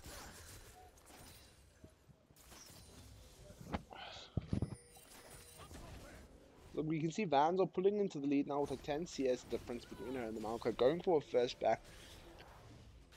We can't. I think, does she have enough to go? What I think expect is here be going first item here. Then there is that BF sword, definitely a good choice. Going to be pumping out the damage lane. Could be looking at going at an all-in level 6 on the Cosmo. Cosmo, went for that recurve bow. Not going to be getting much out of it, just a bit more attack speed from us, really. Yes, this early on it will just make him try and CS effectively, but later on we will see that nice spike into the Rage Blade, maybe trying to go Wits End here if the Nivea will be becoming an issue, but otherwise that should be going, if he is going full offensive, he should be going Blade of the Ruin King. We do have that bomb going straight for the side stone, being ready to, he doesn't need to go for an Ardent Sensei, he's not part of the rush, it's better for him to get the vision up. We do have Twisted Fate coming into the top lane, putting damage on Bear Claw. He will just use his ultimate to get out. Not a bad trade, that means he still has his flash up. That is true, and Kiddo is going to be down his ultimate. That seems like a fair trade in my opinion. See Royalty pinging there on the blue side jungle. They are looking for an invade here. Miki is there, so he's roaming with him. He does have to leave this red buff. He is going to smite it, but it will not be enough. Can we expect? No, they won't be going for the Drake just yet. They're not really in a position to do it. They do have their lanes pushed. Well, mid lane is even at the moment. Psycho, there we go. Psycho with the ult. He's now going to be able to farm properly on Kiddo. Does really need to look at getting the blue buff now. Wanting to be able to spam his ulti there in the mid lane. Having a look, Poppy has now a 20 CS lead on this Maokai. Just goes to show that Hog is struggling a bit more in this game. Professor taking a bit more of an offensive champ. A bit more offensive, a bit more tanky.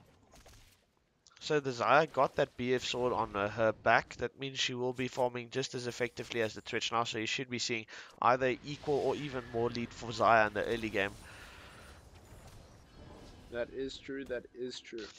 Also getting that catalyst. Odd for the Nivea. I do think she should have gone maybe for the Tear of the Goddess. I'm not sure if that's going to be enough sustain for her, but that does give that health advantage. So maybe she was looking for that since she was almost killed by the Kiddo, pushing her to egg form. So she does not have that egg form, so maybe that's why. The Tear of the Goddess did actually get picked up on her back, so that was bought. No worries. That's definitely something she needs to look at getting. She does need to get that tier stack. Making sure that she has enough mana to effectively use her ulti in fights and using in lane to get ahead.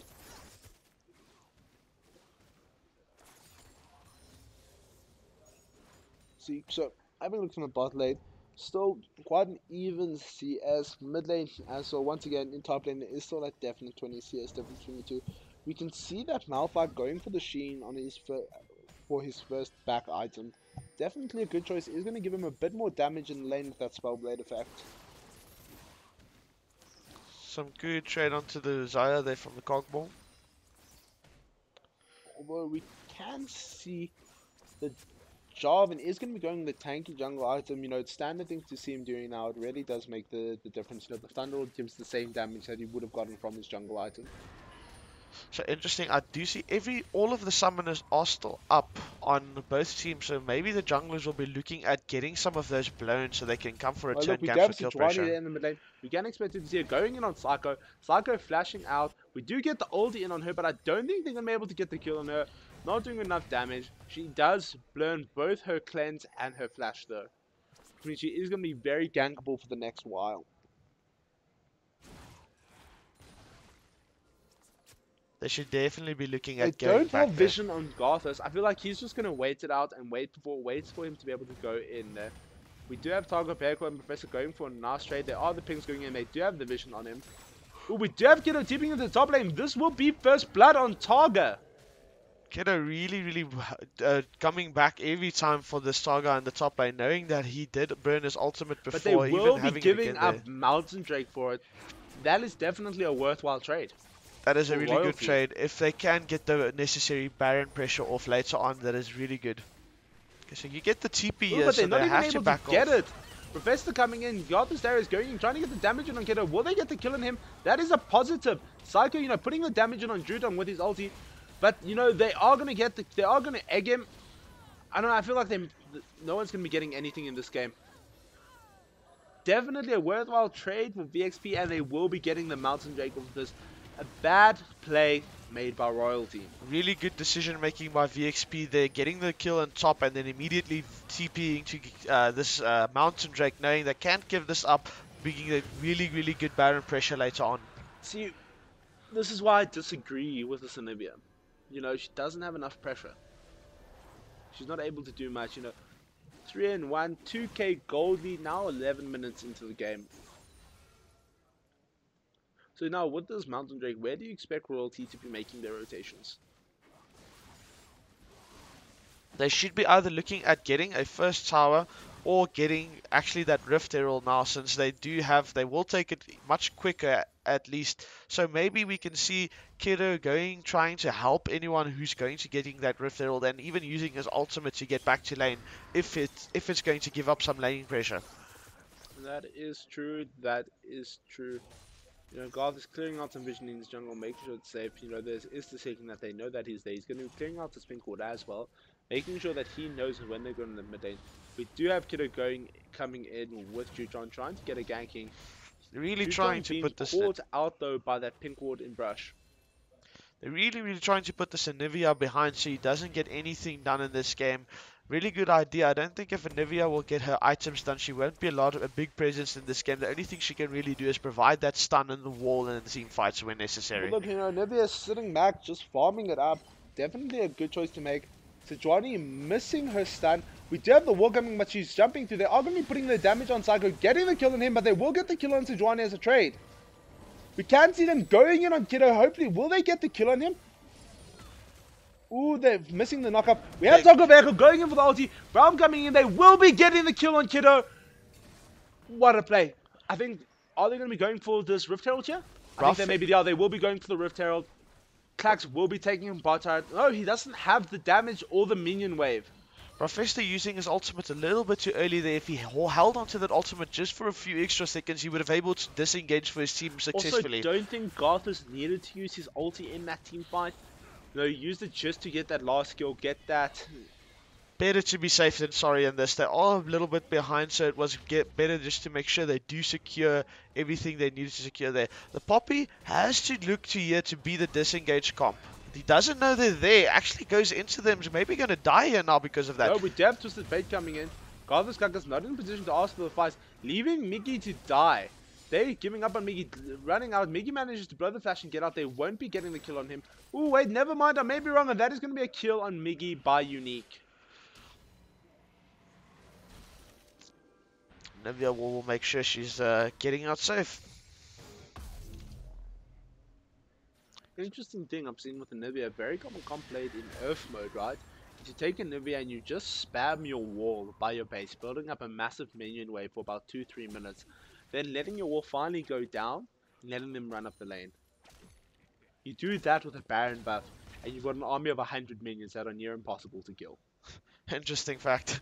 So we're looking at individual gold leads here. We do see the jungler pulling a little bit ahead in gold. Their top lane actually Poppy still far ahead.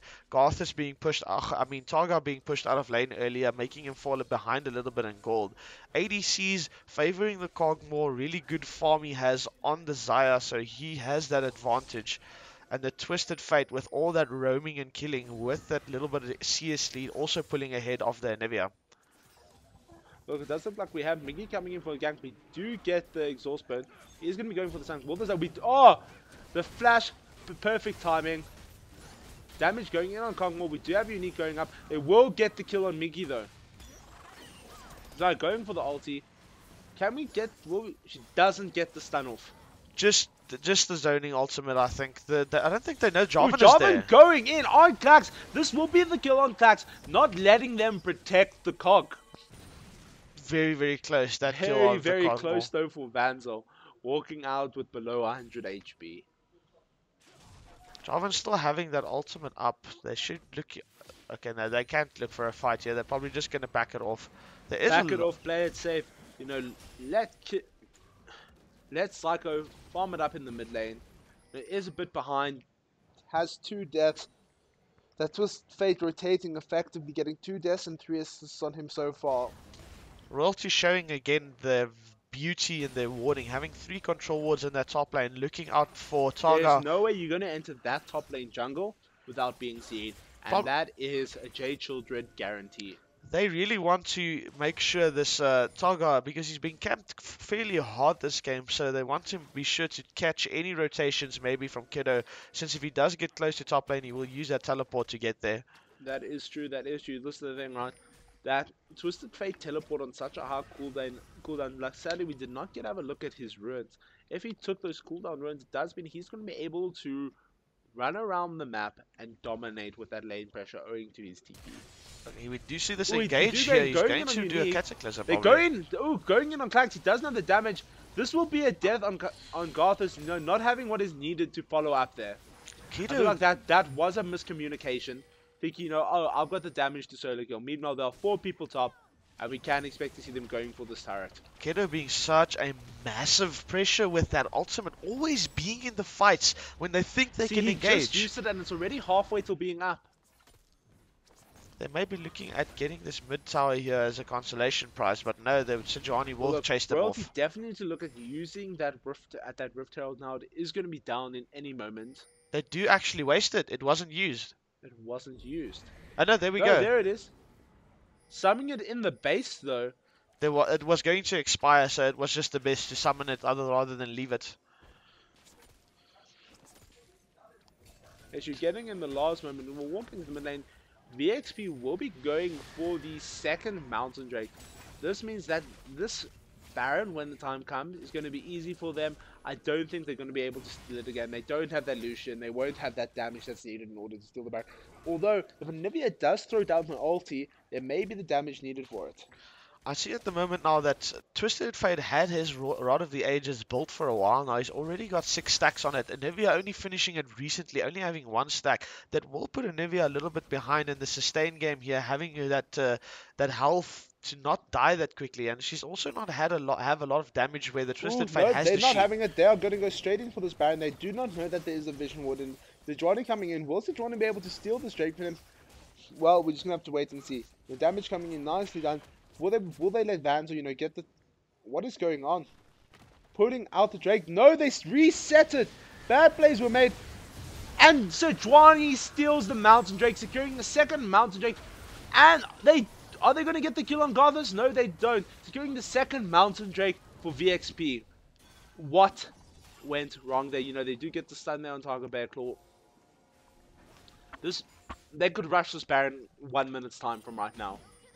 They wouldn't have to worry. They wouldn't have to be concerned. They have the damage. They have the smite. We've seen it on Jutron.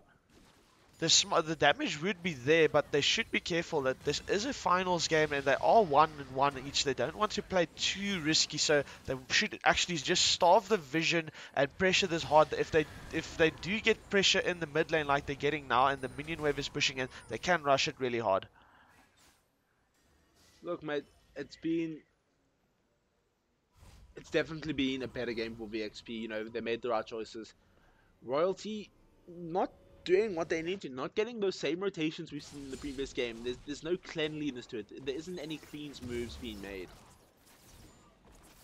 I still want to see the Pantheon top. Well, it's a best out of 5, so maybe we will see the Pantheon or from maybe, Targa. Swapping Targa and Psycho, putting Targa in the mid lane with that Pantheon would have the same lane pressure as the Twisted Fate. They would definitely not expect it. I would guarantee that. If they do see the Pantheon, they would think it's a Pantheon top. That could be very, very interesting to see. Just trying to deny these minions from the tower to keep them from taking this tower. Well, look, that is something Psycho can do very well with his Olivia. All he has to do is ulti there, and they won't be able to walk up. Psycho must be definitely getting some good progress on his tier. We can expect to see him upgrading it shortly into what item does he go into? The Spectre Skull. The Spectre Skull. Will probably go into Oh, there is the ulti going in there. Will go in on Klax. Klax stepping out. Will they get the damage? Will they get the kill? They do get the kill on Klax. These are the plays that we talk about. They need to go in, but they will get the kill on Miji in a retaliation to it. See, this is what we're talking about. Those Malphite ultis going straight in for the Cogmore. I think, you know, in the VS Gaming Championships, whenever we have seen that Luli pick, we have seen them going for a protect the ADC comp. I feel like it was a bit of a dead giveaway. So they do see Jarvan clearing out the woods. Are they going to rotate up to him? Okay, he will get out with his flag and drag over the wall. That is correct. They don't want to look for too risky fights here. They're just going to stick around, maybe make sure they have some vision so they can see what's going on. They have that rush potential of the double mountain drake, so they don't want to give up any vision on this Baron. That is true, that is true. 21 minutes in, 8-5 to VXP. They also do have a 4k gold lead. But we can definitely see them, they are going to be going for this mid lane turret soon. Miji clearing out some vision, clearing out the wards. They definitely do need to keep this vision up in Baron Pit. One bad play from Royalty or VXP and that Baron will be gone. There is that red tide. VXP is now going to have the lane pressure to do it.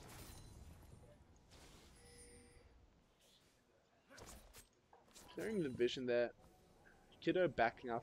Kiddo does have his ulti though, so he will be able to use that ultimate to get to lane quickly if need be. I think we can see him possibly going... I don't know where. I don't know. He didn't actually back it. Ooh, but they are going to get the kill on Garthus. And that is really going to be, that should be Baron for them. Really good attempt of the Jarvan there to try and get out. That is the call for them to go and start the Baron. Not even worried, not even concerned. They don't care about the vision.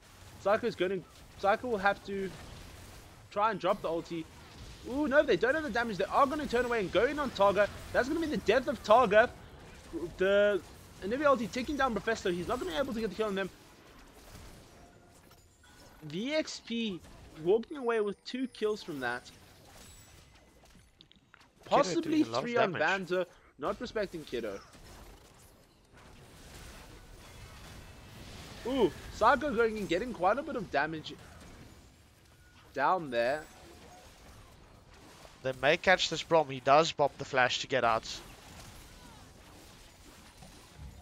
I think we can. They could go turn around and go back on that Baron right now. Indeed, the dragon is also spawning in 50 seconds, so we might be looking at a trade here if they do decide to go for Baron and if they cannot contest it. Well, you know, we might see VXP going for the back, getting that Drake and rushing straight into the Baron pit. Just clearing out some vision here, making sure they don't rush this Baron so they have vision the whole time. That is definitely the right move to make in this game.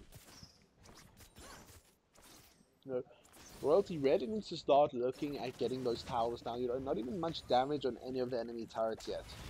Ooh, but here he comes. He is in. This will be the death of an ADC. Goodbye, Vanza. Will they be getting the damage in? They will be getting the damage in on Brown. They're going to be going straight for this Baron right now. I can guarantee it. I can almost hear Professor's... Oh, no. They're going for the Dragon. This Drake, it's going to be the 3rd Mountain Drake of the game. That Mountain Drake is going to allow them to shred Baron completely and utterly insanely. Look at that sheer damage that they're putting onto it. With this Mountain Drake, they're going to have 30% damage against that Baron. And once they pick up the Elder Drake, they will have a whopping 80%. They're literally damage. just walking it to Baron now. They're going to look to pressure this. They're going to force it almost. Vanza only respawning now. I think they're just going to go for it. No, I think they're going to pull back. They've realized that they took the time to do that. They could wait out for no.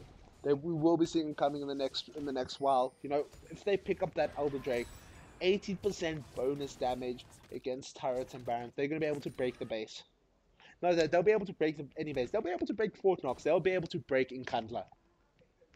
Inkandla has that fireproof, you know, the fire pool. The fire pool. Well, it doesn't matter because VXP is on fire and they are just dominating in this game. You know, definitely showing how powerful he is on that TF. 4-2-7. That Poppy just not being killed with a 0-0-6 lead. Poppy looking really, really strong at the moment. They have to either look to getting this Baron or they should be pressuring towers.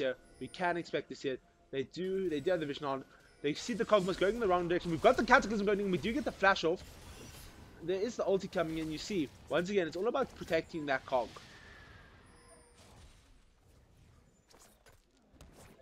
Right now, Royalty should be looking at doing this Baron. They're in the position to do it. They didn't have the vision. They didn't catch that Jutron is not there right now. Oh, he is over there now. Kiddo really flexing his muscle this game, always having really, really good rotations there to catch people out well, you can and pretty do much that have endless damage. rotations with that ulti. Most definitely. I love seeing how he is just... If someone is just out of position, he punishes them instantly with that ultimate with his gold card. That is correct, that is correct. And look, this is going to be... Are they going to start it? They're just trying to starve out the vision, yeah, but they do have more vision. They know that if anyone is in the wrong lane and they don't have TP, that would be the game. They need to keep people around this area, around the side. Keep the vision up there. Royalty finally starting to come online, getting good damaging, pushing them in. Sangobejo going for the knockup, getting a lot of damaging. We do get Poppy stopping. We get the Poppy knockup, pushing the Jarvan out the fight. They are going to get the kill on Klax. Can we see them getting the kill on Professor as well? No, Professor walking out. Twisted Fate TPing there. And look at them turn that fight around. Really nice ultimate from Jutron there, getting them all stuck into that Sejuani ultimate. They're going to try and catch out Kiddo, but it's not going to be enough. They will end up catching out Psycho. They are going to egg him. They can actually try and look into change. Look at that damage. Does he have the damage? He won't have the damage to take out Kiddo. But Psycho is there. He will be able to get the damage in. If he's smart enough and he turns and he faces them, Psycho managing to walk out could have potentially gotten a triple kill there had he played that a bit more effectively. Kiddo is just absolutely dominating this game at the moment. 6-2-7. He's on so little health and people think they can take him out. And then he just turns and 1v1s them like, no, I will kill you. I'm a very good Twisted Fate. That is true. That is true. Look, I think we should be looking at getting a... what is it called? I'm having a bit of a slow day right now. Seeker's Arm Guard going into Azonia's Hourglass. Look at the damage that was coming off of Klax there though. They can't solo it just yet. They were trying to go for it. We will be seeing Zonia's Hourglass coming in on an Anivia hopefully in the next while. It's really going to allow it to come online. She can just drop her ulti. Zonia's for a good 2 seconds, become invulnerable. She only finished her mana stacking items now, which she should have finished first. So she has the amplifying tome, really hoping she does build that amplifying tome into the Seeker's Arm Guard, as you said, into that Zonia's. Well, look, the mana items, it's available. She did have Oh, there we go. That is now done there. It is quite good. It is quite good to see her getting what she needs done there.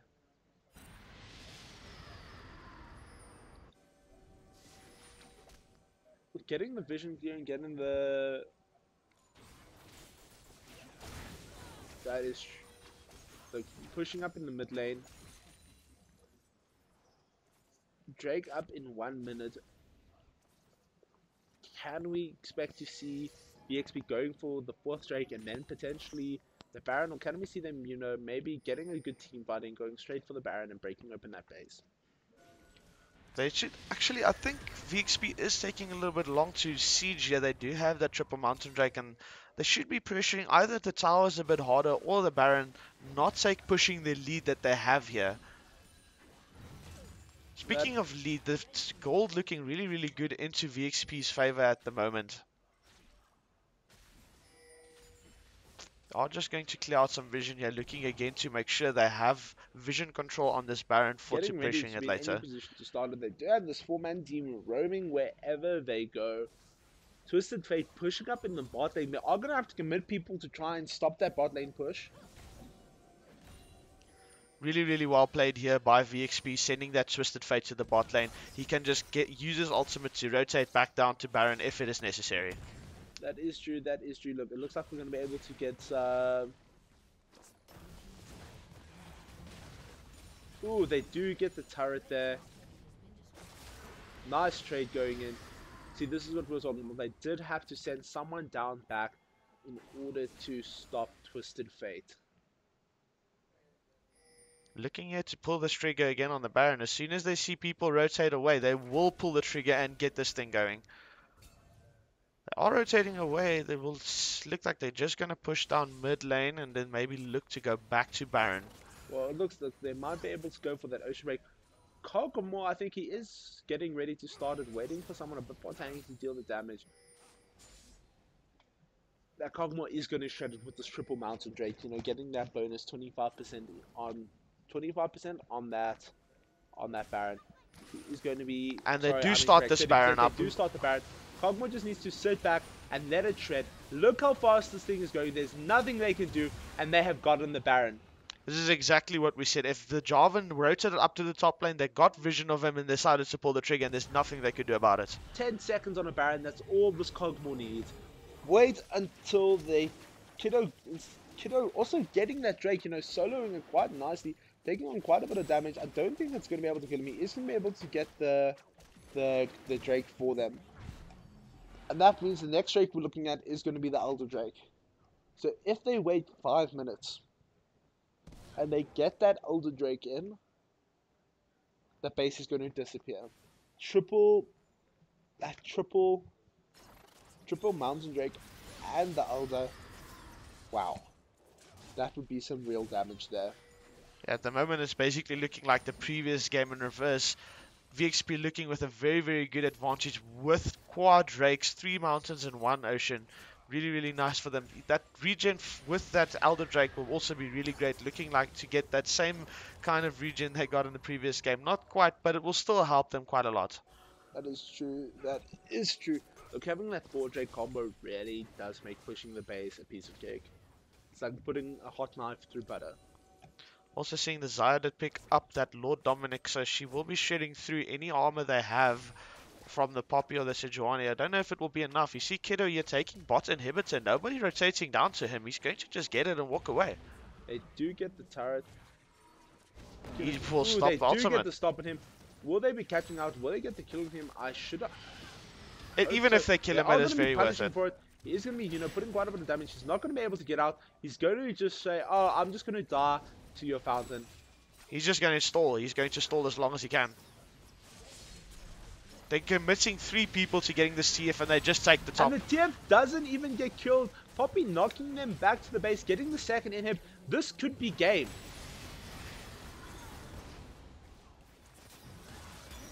Oh, just waiting, basic trading. We've got, ooh, nicely done. They are going in on Clax. Will they be able to get the killing? No, they won't. He's just dealing too much damage. And that is going to be the ace. And this will be game. Well done. The second game to VXP. That means they now have the 2-game lead on Royalty. Guys, we'll see you soon for the third and potentially final game.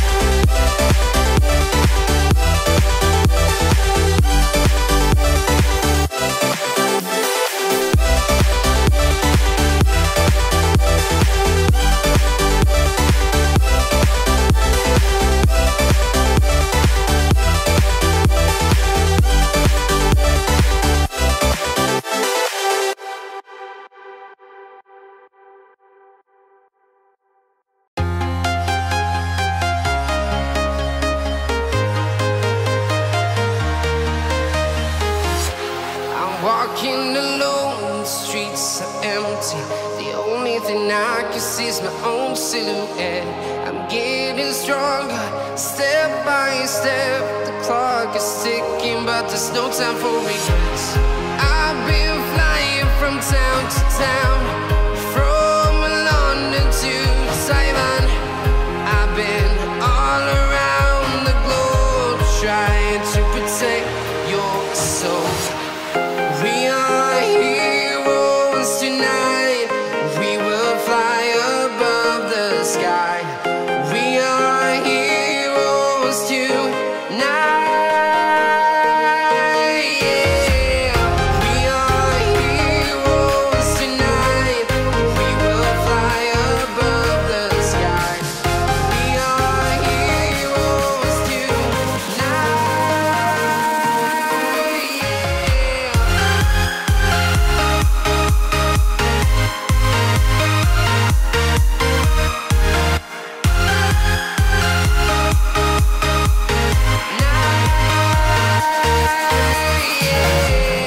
Feel like a dynamite, ready to explode right up in the sky.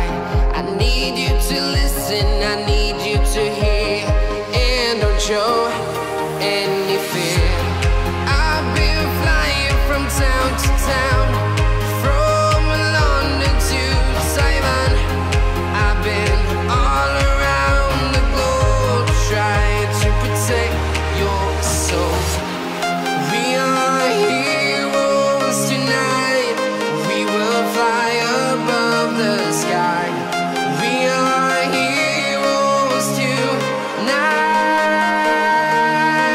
Yeah. We are heroes tonight. We will fly above the sky. We are heroes tonight.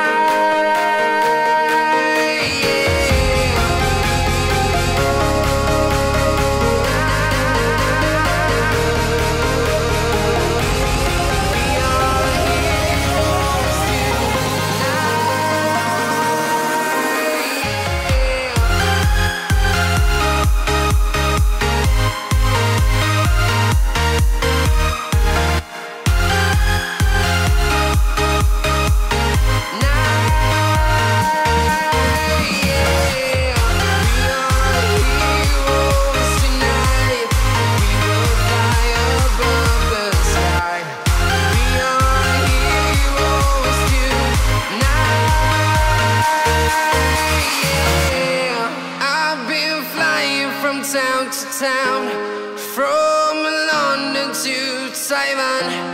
I've been all around the globe, trying to protect your soul.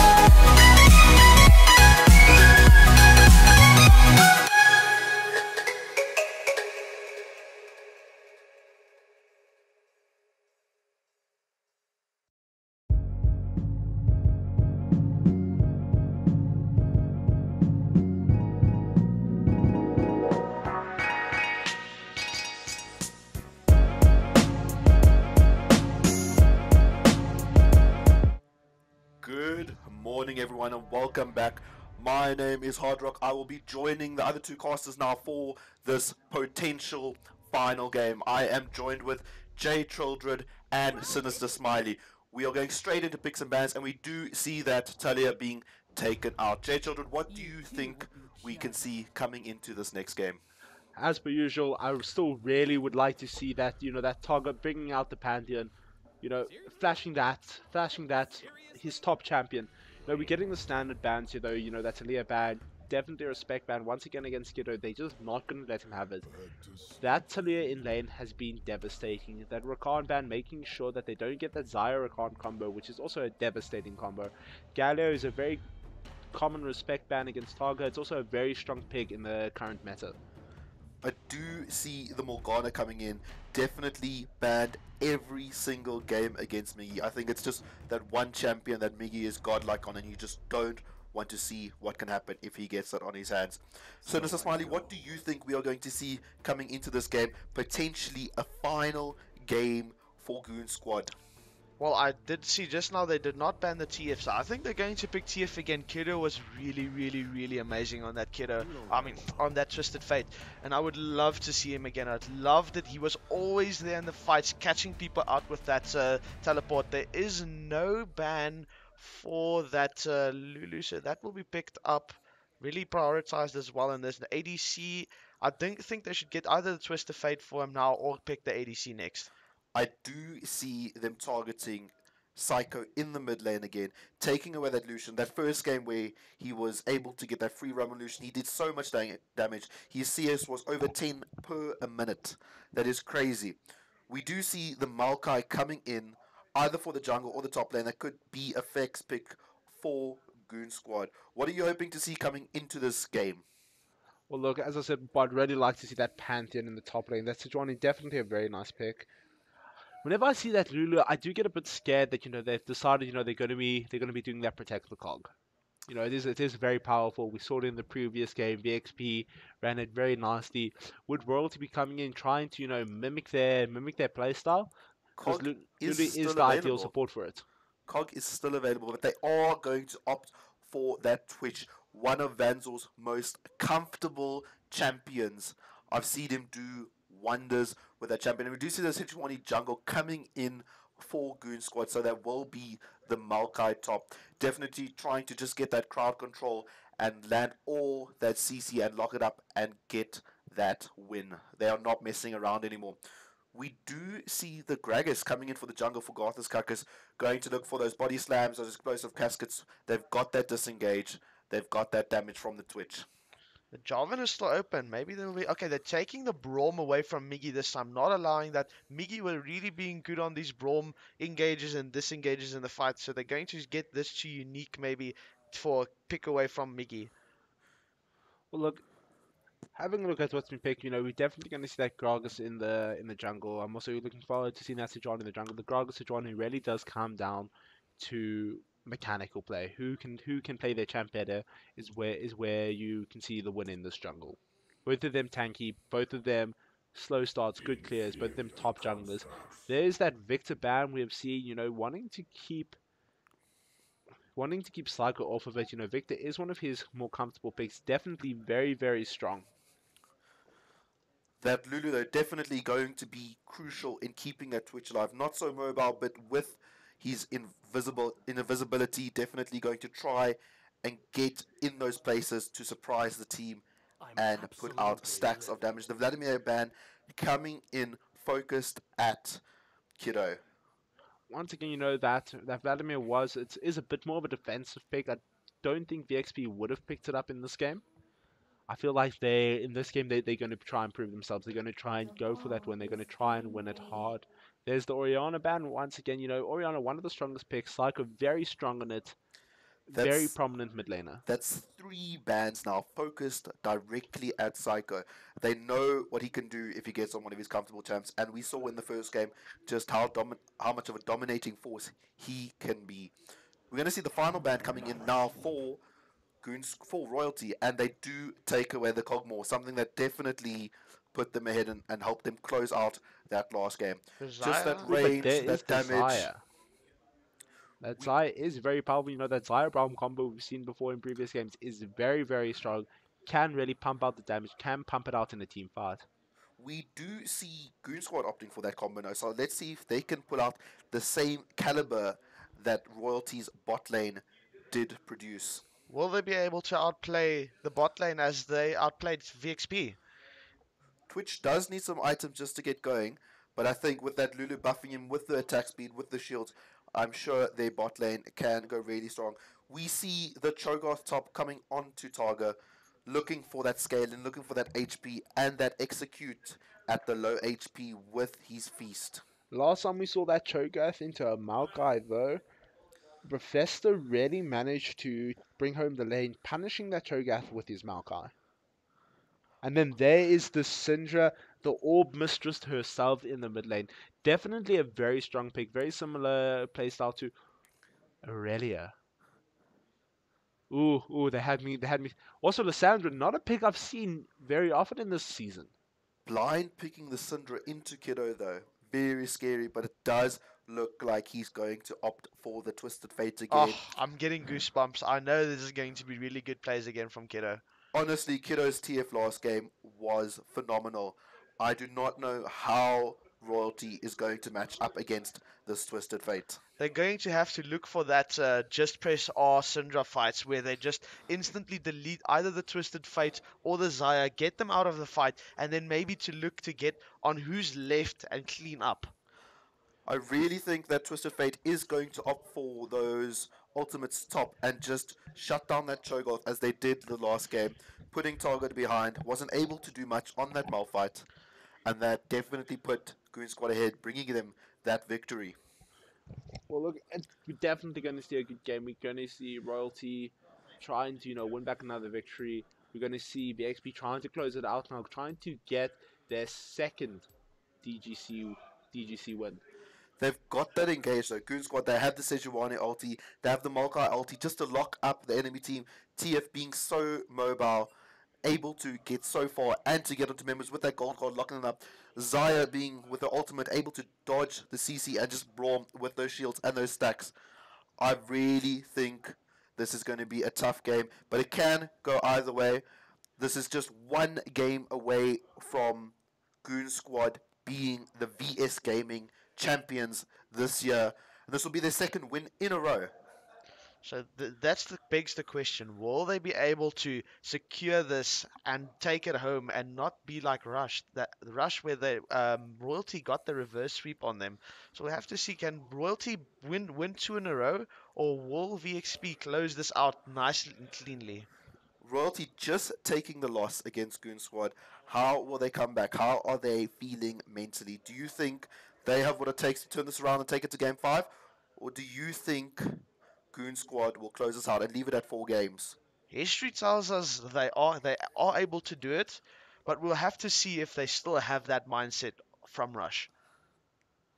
So let us know what you think in the chat. Actually, do you think Royalty will be able to get their mindsets ready for the reverse sweep, or do you think VXP will close this out nice and cleanly with that compositions that you see on screen at the moment? Let us know. Do you think it's going to be hashtag Twisted Fate in the mid lane, absolutely dominating the Syndra, or do you think Syndra's going to pull out some of her sexy plays and completely shut down the Twisted Fate? This mid lane is definitely going to be something to look forward to. If they can just get that Syndra rolling, or if Goon Squad can get that TF rolling, both champions are going to not be a force to reckon with. We're just 1 minute away before we go into game. Let us know in chat again, hashtag Royalty win or hashtag VXP win. Let's get that hype going, guys. Having a look at the bot lane summoner combo, we do have Twitch on a barrier, one of the standard combos we've seen. We do have Zaya opting for the heal with the Braum on the exhaust. They are looking at going in on that Twitch. Twitch is just not going to be having it.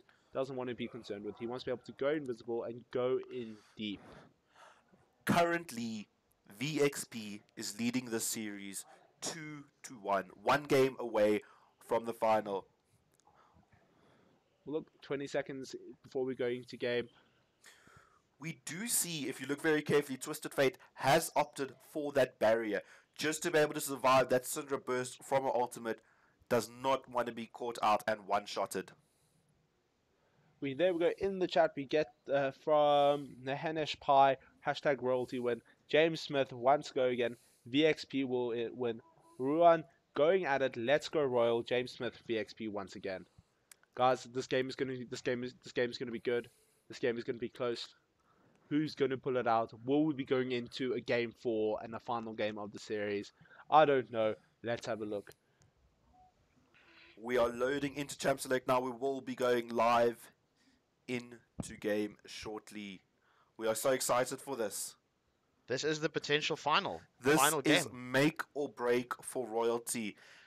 Either they're going to take this to game 5, or they will be packing their bags with a second place. Well, that is correct. That is correct. They did come out with the win in the Rush tournament. They are going to be representing everyone in Prague when the time comes. But do they have the right to do that? If they should be able to prove themselves here and show that, you know, there's a reason why we won Rush. It wasn't just a fluke.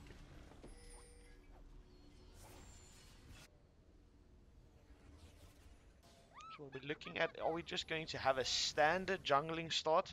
Will they just get some nice vision, see where everyone is starting, and then maybe giving a pull to the junglers and then just going to lane? Or they will be looking maybe for an invade? Doesn't look like an invade. Everyone's just going to top and bot side jungle as normal. They're just going to cover those entrances into the jungle. Don't want any cheeky invades, any buff steals. We did see last game Garth's Carcass able to get the steal on the Jutron's blue buff, but Goon Squad bringing the game back and taking the victory. Well, look, you know, we can see them assuming the standing positions there, trying to get a glimpse to where they are. Cho'Gath taking that position in the bush. It looks like Sejuani is going to be going for that chicken straight towards her blue buff. We could expect to see maybe a level 3 gank into the bot lane.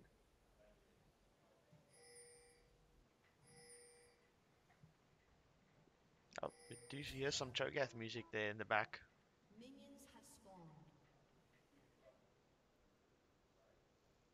You know, we get some nice Cho'Gath music going in our headsets. It's always nice to get you into the game. Psycho putting in a little orb on Kiddo, taking a bit more damage though, not winning that minor little trade there at the start of the game.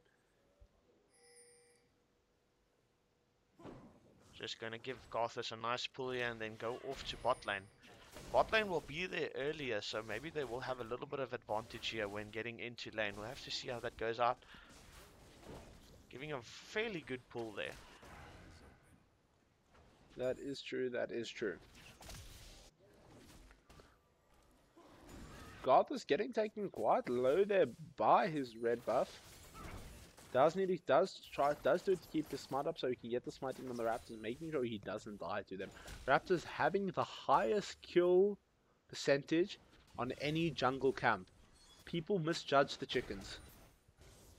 Definitely very harmful chickens they are indeed. TF going to get those cards ready just to push Syndra back a bit, just to apply that lane pressure. Does not want to take unnecessary damage. So the Xayah already pulling a little bit ahead in farm there because they got to lane earlier, and also having that a bit of an advantage over the Twitch. Being a bit better with CSing in the early game until the Twitch can get maybe that recurve bow and you'll start farming a little bit better. In the mid lane, we do have Psycho punishing the Twisted Fate with her orbs. You know, Twisted Fate not really being able to farm against Psycho. Ooh, a nice little bit of damage there going on to Klax with that Lulu poke. We do have the Sejuani making their way into the mid lane. You know, Gang coming in there. Couldn't this be first blood? No, VXP Jutron coming and stopping it. Will they get the kill on Jutron though? You know, they do get the flash off of the TF, but nothing more happens from that. Very close to being first blood on Kiddo. He burns the flash and the barrier. I think Gragas definitely looking to come around and get to gank. Putting some damaging, losing that trade though.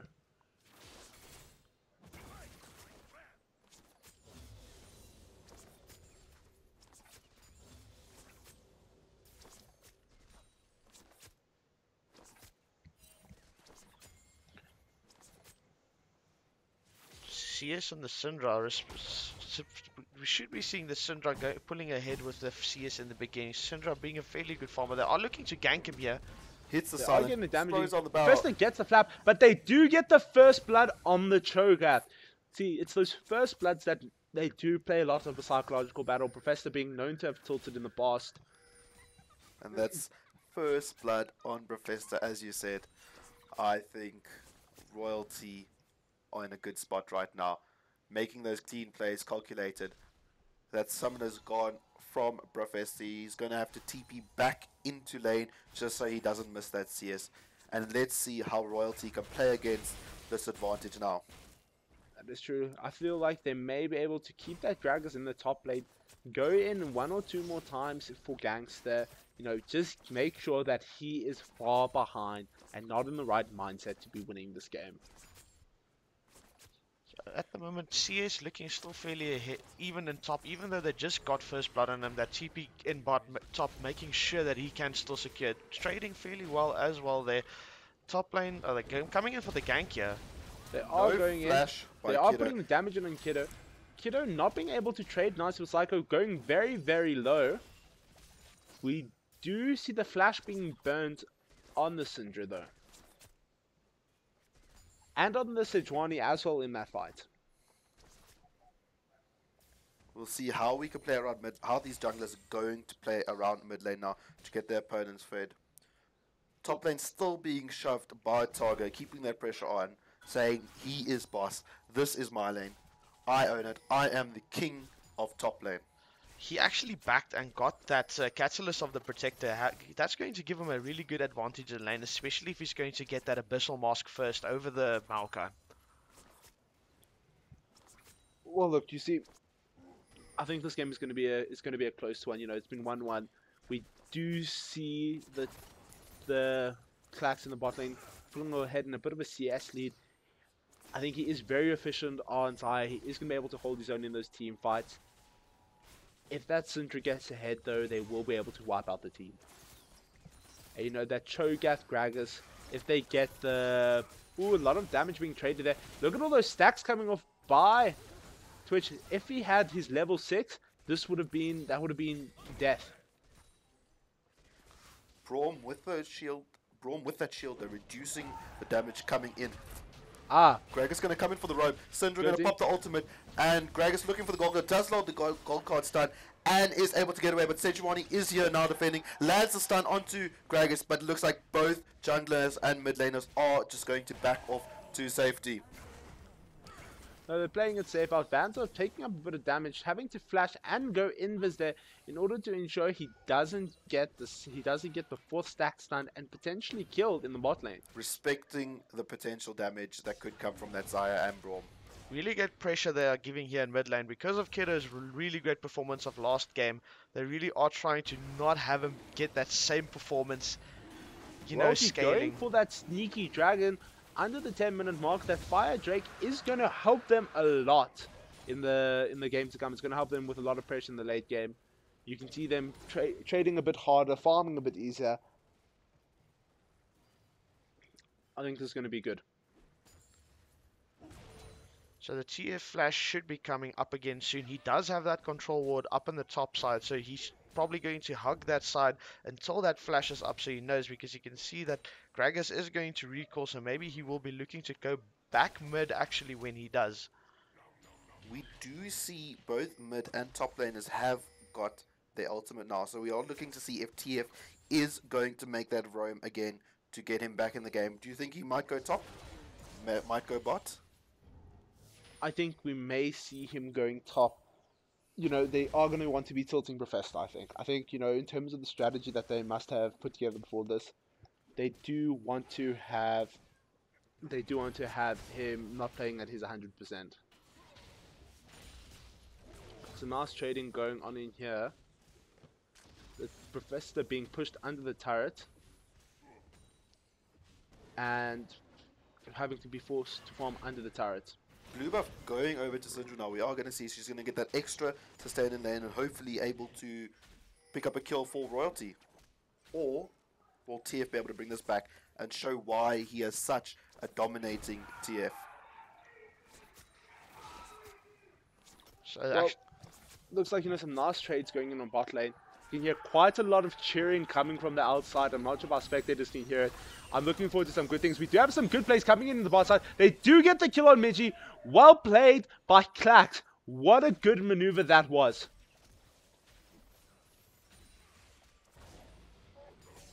Targa Beko being pushed back into his lane. In terms of the CS difference, he has a nice 10 CS lead over the Maokai. Syndra, nothing too major. VXP Jutron catching a hold of Garthus right there. But it does look like they are going to be able to get the turret there. There goes the ulti, not catching anyone. They are getting the damage in on Vanzo. They do get the stun on Vanzo. Is this going to be a kill? This is going to be a kill on Vanzo. That puts that Zaya 2-0, and that is going to make this bot lane that much more difficult for Royalty to deal with. They do get the TP cancel on that turret. They do get the third kill on that Gragas there. What great maneuvers. What great plays. So we're going to see a very big spike in the Zaya now. She's got 3 kills. She's got that BF sword. She's probably going to back now. She just bought up. We will see what she bought after this. Almost a 2,000 gold lead now just for Zaya over Twitch. This is going to be scary. If the Zaya can keep consistently performing, I think Royalty is going to have a huge problem dealing with this AD carry. Well, having a look at the farm, the Zaya definitely picking up in the farm, and with that CS lead already onto her first item. That is going to make a massive difference. The Syndra there, 20 CS lead up on that Twisted Fate, opting for that Runic Page, definitely going for that Morella Nomicons. But Twisted Fate going for that Catalyst of the Protector. What do you expect to see him building into with that? An Abyssal? He will probably get a Rod of the Ages with that. He should be actually picking it up fairly soon. He has to get that stacks going, otherwise he's going to be a bit late on that and only be scaling a bit later in the game. That is true. That is true. Having a look at the vision on the map, we can see that VXP really having some quality vision down. Royalty lacking a bit. We do have a Drake coming up in 2 minutes. We can definitely see VXP are going to probably move the vision towards that Drake. You know, get ready for that fight. Clearing the vision there. Or they may actually just decide to go straight for this Rift Herald here. They are ahead. They are in a position. There is damage being put on Jutron. They're going in on Garthus. They get a lot of damage in. Zaya coming in from the behind. Getting a nice amount of damage in. She does get the kill on him. They are going ham. Jutron gets killed by it. But the Brown coming in, fans are slaying you. What? There was a lot of damage there, a lot of it off screen. But all we know is that VXP has just aced Royalty. They gave another kill to the Zaya, one to the Brown, one to that Maokai. Well done. They're going to be getting this turret here with absolute ease, and I think we can even expect him to go straight for that Rift Herald. The good thing about this, though, is they're distributing the gold really nice and even in between the teams. That means no one is falling behind. That Maokai getting the kill and the assist means that he will be brought back into this game a bit. He was falling a little bit behind to the Cho'Gath due to that first blood that they got in top lane. But I think he should be back now as soon as he gets his Abyssal Mask built, as the Cho'Gath just finished his as well. Looks like we have that. We do have the Twisted Fate and the Malcolm moving into the top lane. We are going to have a deep gank coming in. They're just going to kill Psycho, not even concerned with what he wants in life.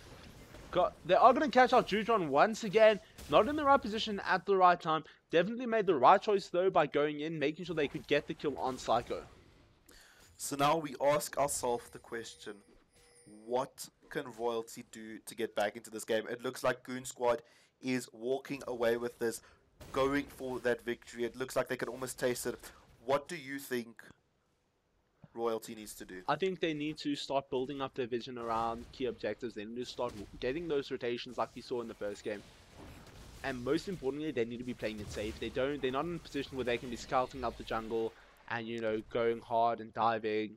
They're not ahead. You know, they have just gotten this Rift Herald, which is definitely a good idea. They are going to need to use it to get a hold of a turret, though. We see that 4,000 gold lead coming on now, and it doesn't look like they are stopping. They want this so badly. Well, look, both teams want this so badly. You know, Goon Squad, Royalty does already have a title under their belt. I'm sure they want to go for their second one, as does Goon Squad. Look at the Drake coming up here. Nice amount of damage going on there. I feel like we can expect them to take it with ease. They are going to be getting that Wind Drake. That means they are going to have quite a lot of movement along the map, which means these smooth rotations that we've seen for them, which is going to be increasing their kill potential across the map and their ability to take objectives.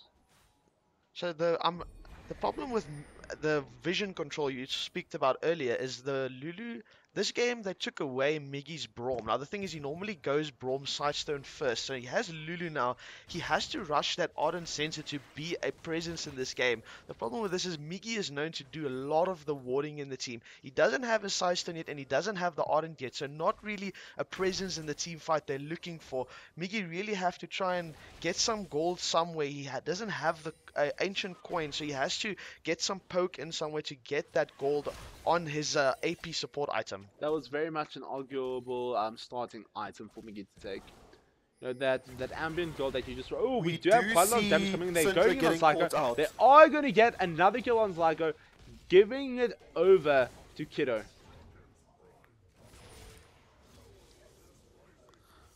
Target going for the trade coming in there. We do have the ulti coming in from him. He does get knocked back by the explosive cast, but it's just... They don't have the damage to deal with him at the moment. There does look to be quite a bit of damage. He does not get knocked up the air at the same time. We do have Klax coming in. Klax him going. He gets the ulti off. Can we expect it? We are going to see the root coming in. Well, how many things that they are going hard on target. They will be getting the kill on him right now. We get the thing. And then there is the Sejuani ult. We do have the Lulu rampant growth coming on the Twitch, trying to keep him alive, trying to get him to enough damage to pull off in this team fight. But all that happens is they lose their Targa and VXB walk backwards. We do have Twisted Fate pushing up in the bot lane. Does have the lane pressure that's needed to just rotate, trying to get that turret, walking back to his wave.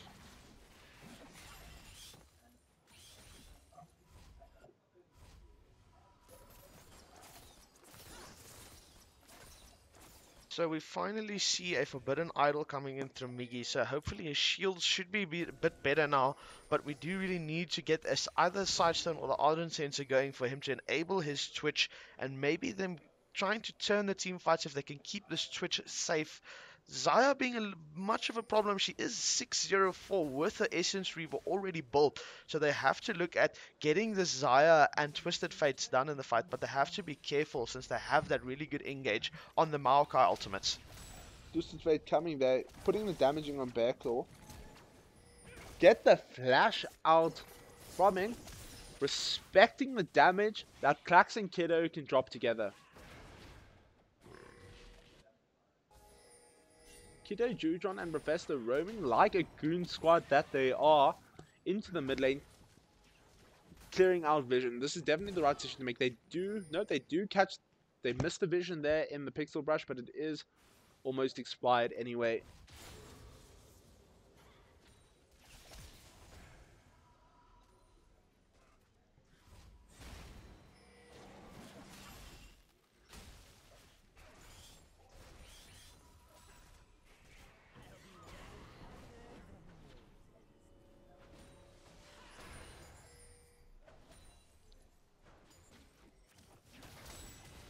Nice amount of damage going in there. They have given the blue buff over to Kiddo, which is going to make quite a major difference in the coming team fights. 1 minute 48 to Baron. I definitely think we can see an early Baron coming soon.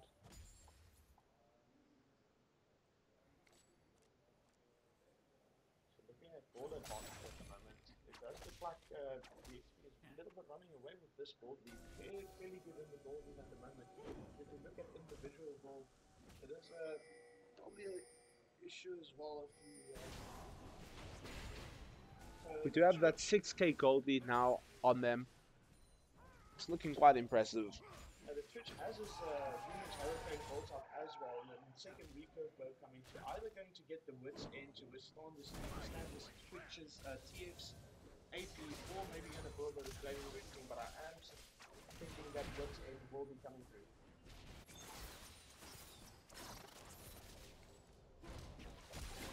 I do believe that Wits End will be coming through from the Twitch. Well, we do get the knockup coming in, but just trying to get out there. No major trading. We do get the ulti coming off there, but Xayah does get that turret in the bot lane, pushing it in to the inhib turret.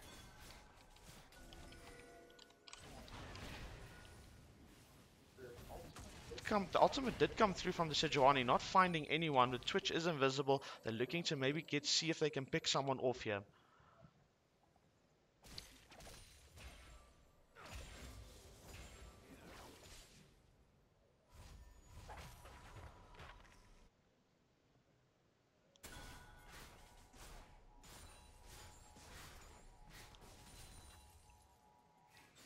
Well, look, we do have the Baron coming up. We do have, you know, the Maokai going back, resetting. I think we can expect to see a fight happening over the next Drake, though. At the moment, they're just trying to clear out any vision that VXP has. They do have a lot of vision in their side of the jungle.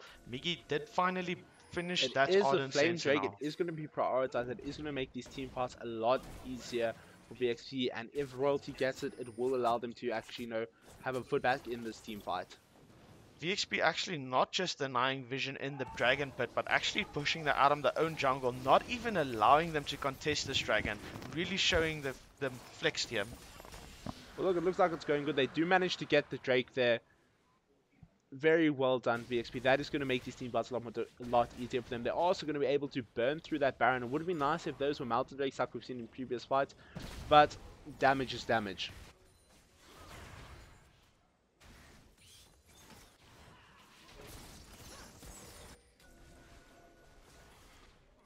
Royalty really on their back foot here, making sure they're not being picked off. They can't allow this. If they do, they probably can't see to lose Baron here. Look, they're not in position to get the vision in. They've got Vanzo going in. He may be trying to put in the vision, but if he's not careful, he will get caught out. No, they don't. So VXP securing the vision around the Baron, but there isn't much Royalty can do to try and clear it. They are in a position, they are trying to protect the wards, which is definitely the right decision to make at this time. We do have the Maokai ult coming in. They are going ham. They do get the kill on the Gragas. Next up, we've got the TF coming through into the backline, going for the damage there. Targa Bearclaw very low, but they're going for the kill on Vanzel first, and then Bearclaw. That was very well done.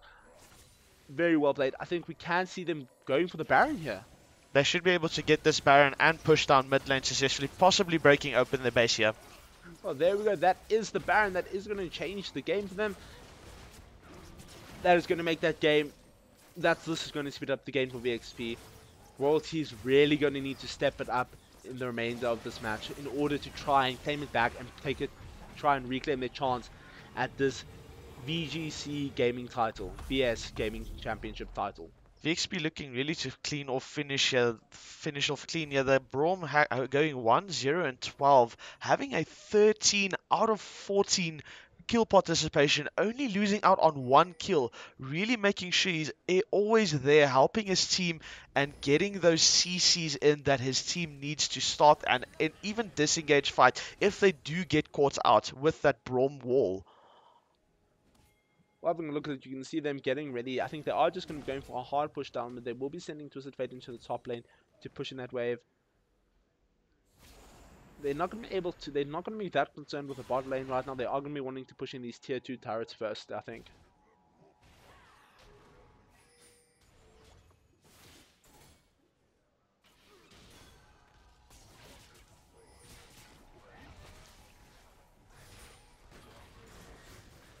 See, we do see now Banzor with his optimization able to effectively, you know, clear the minions, which is really good. It is going to help them, you know, struggle the siege. We do have the Marker ulti giving. They are going ham on Professor. Not enough to do any real damage. We do have the TF picking up the kill in the top lane. Look at them going hard here. They are going for the kill. They are got Targa Bearclaw stunned there. We do have, there we go. That is the first one, Targa Bearclaw. They are pulling out.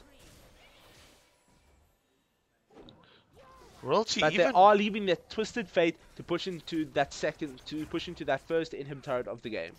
Really, Royalty and really they get it. Royalty really even when trying to get the picks, because that's what they're trying to look here for, getting picks so they can try and fight 4v5, because they really cannot be looking at fighting 5v5. So not working out for them. Breaking open the base, they will look at getting both inhibitors here. They may just back off to play it safe, but both inhibitors falls and VXP will just call it a day and reset at the moment. Like they're in a position we can definitely expect to see them moving towards the bot lane, going for that last turret push and going for an inhib, and then hopefully the game. And we can hear the cheers coming from the outside now. Obviously, a good play was just made.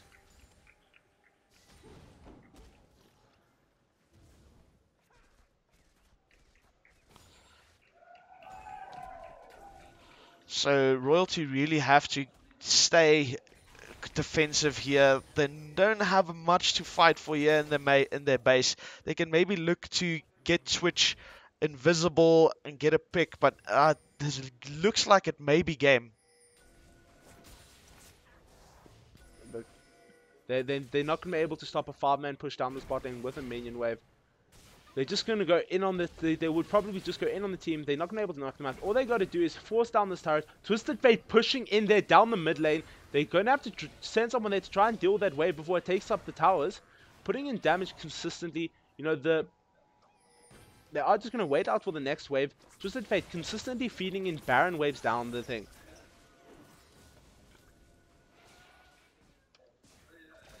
Twisted Fate at the Nexus turrets. They really have to decide if they're going to defend this tower or they're going to change. They are going to lose the first Nexus turret here, I think. They do lose the first Nexus turret. They're down to 1 Nexus turret. Going to try and kill the TF. Kiddo managing to get out. They get the second Nexus turret. They are going to get the inhibitor. They are going to be asking for fight here. This could very potentially be game. Walking out.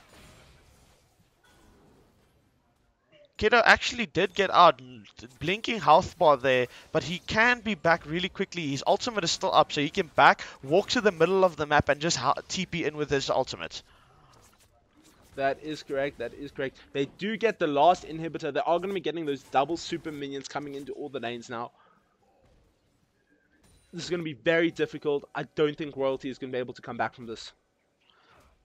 Unfortunately, the power of VXP just coming through here, letting him get this TF again, showing a really good game from last game and this game as well, showing that his TF is really something to be dealt with. Xayah also, we saw it earlier as well, and in this game, also a really good pick for them. The team just really going at it with even picking away the same bot lane Royalty has and show them we can do it just as well as you. Getting that Mountain Drake, Twisted Fate running in, getting the kill on the, no, not yet. Putting some nice amount of damage though onto that Twitch. Just trading the damages, biding out their time. They know that they just need to wait for the wave to push in. There is the wave there. They've got 2 waves coming in.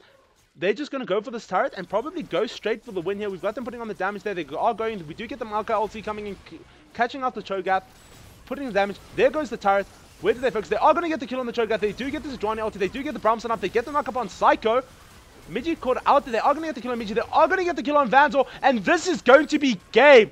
This is going to be VXP taking the win at VS Gaming. Look at the damage. What a game. What a way to end it. Guys, we will be back with some player interviews from VXP.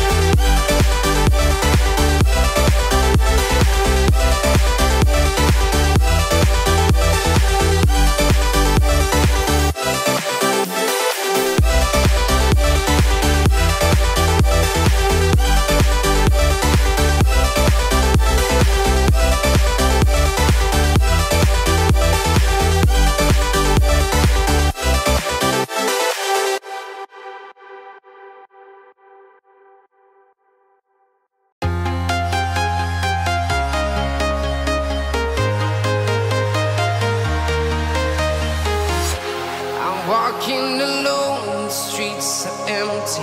The only thing I can see is my own silhouette. I'm getting stronger, step by step. The clock is ticking, but there's no time for regrets. I've been flying from town to town, from London to Taiwan. I've been all around the globe, trying to protect your soul. We are heroes tonight. We will fly above the sky. We are heroes tonight. Yeah. We are heroes tonight. We will fly above the sky. We are heroes tonight.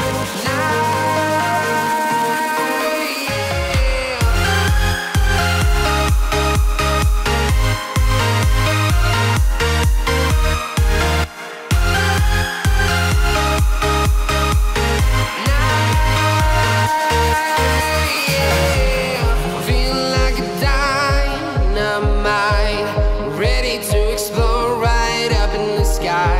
I need you to listen, I need you to hear, and don't show any fear. I've been flying from town to town, from London to Taiwan.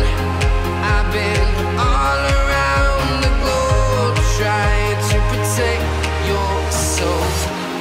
We are heroes tonight.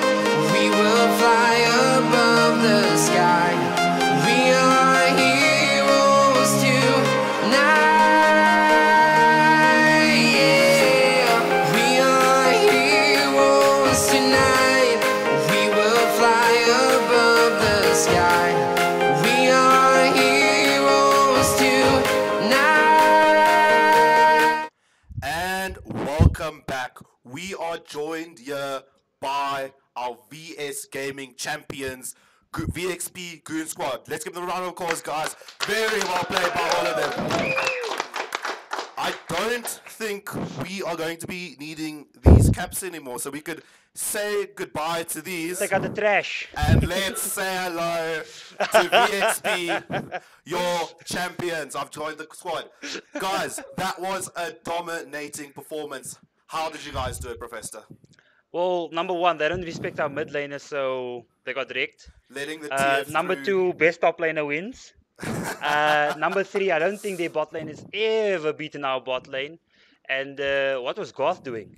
What was Goth doing? That first game looked a bit scary. We thought maybe Royalty might stand a fighting chance, but straight after that, Goon Squad came through and they just took it for the win. Kiddo, your TF being phenomenal. Your roams, your split pushing, everything. How did you do it? How did you manage to be such a great TF? Well, Saki is no respect. So, you know, I just have a free lane to myself. Do what I want, push it up, throw Qs, hit every Q on him. Yeah, just go where I want to. They invested so much into killing you and it just did not work out. Guys, what's the plans from here?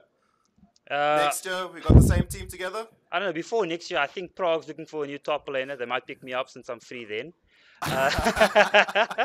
Otherwise, we're going to go to play in the IESF for MSSA in Korea. Please watch, please support. Best top laner, best team.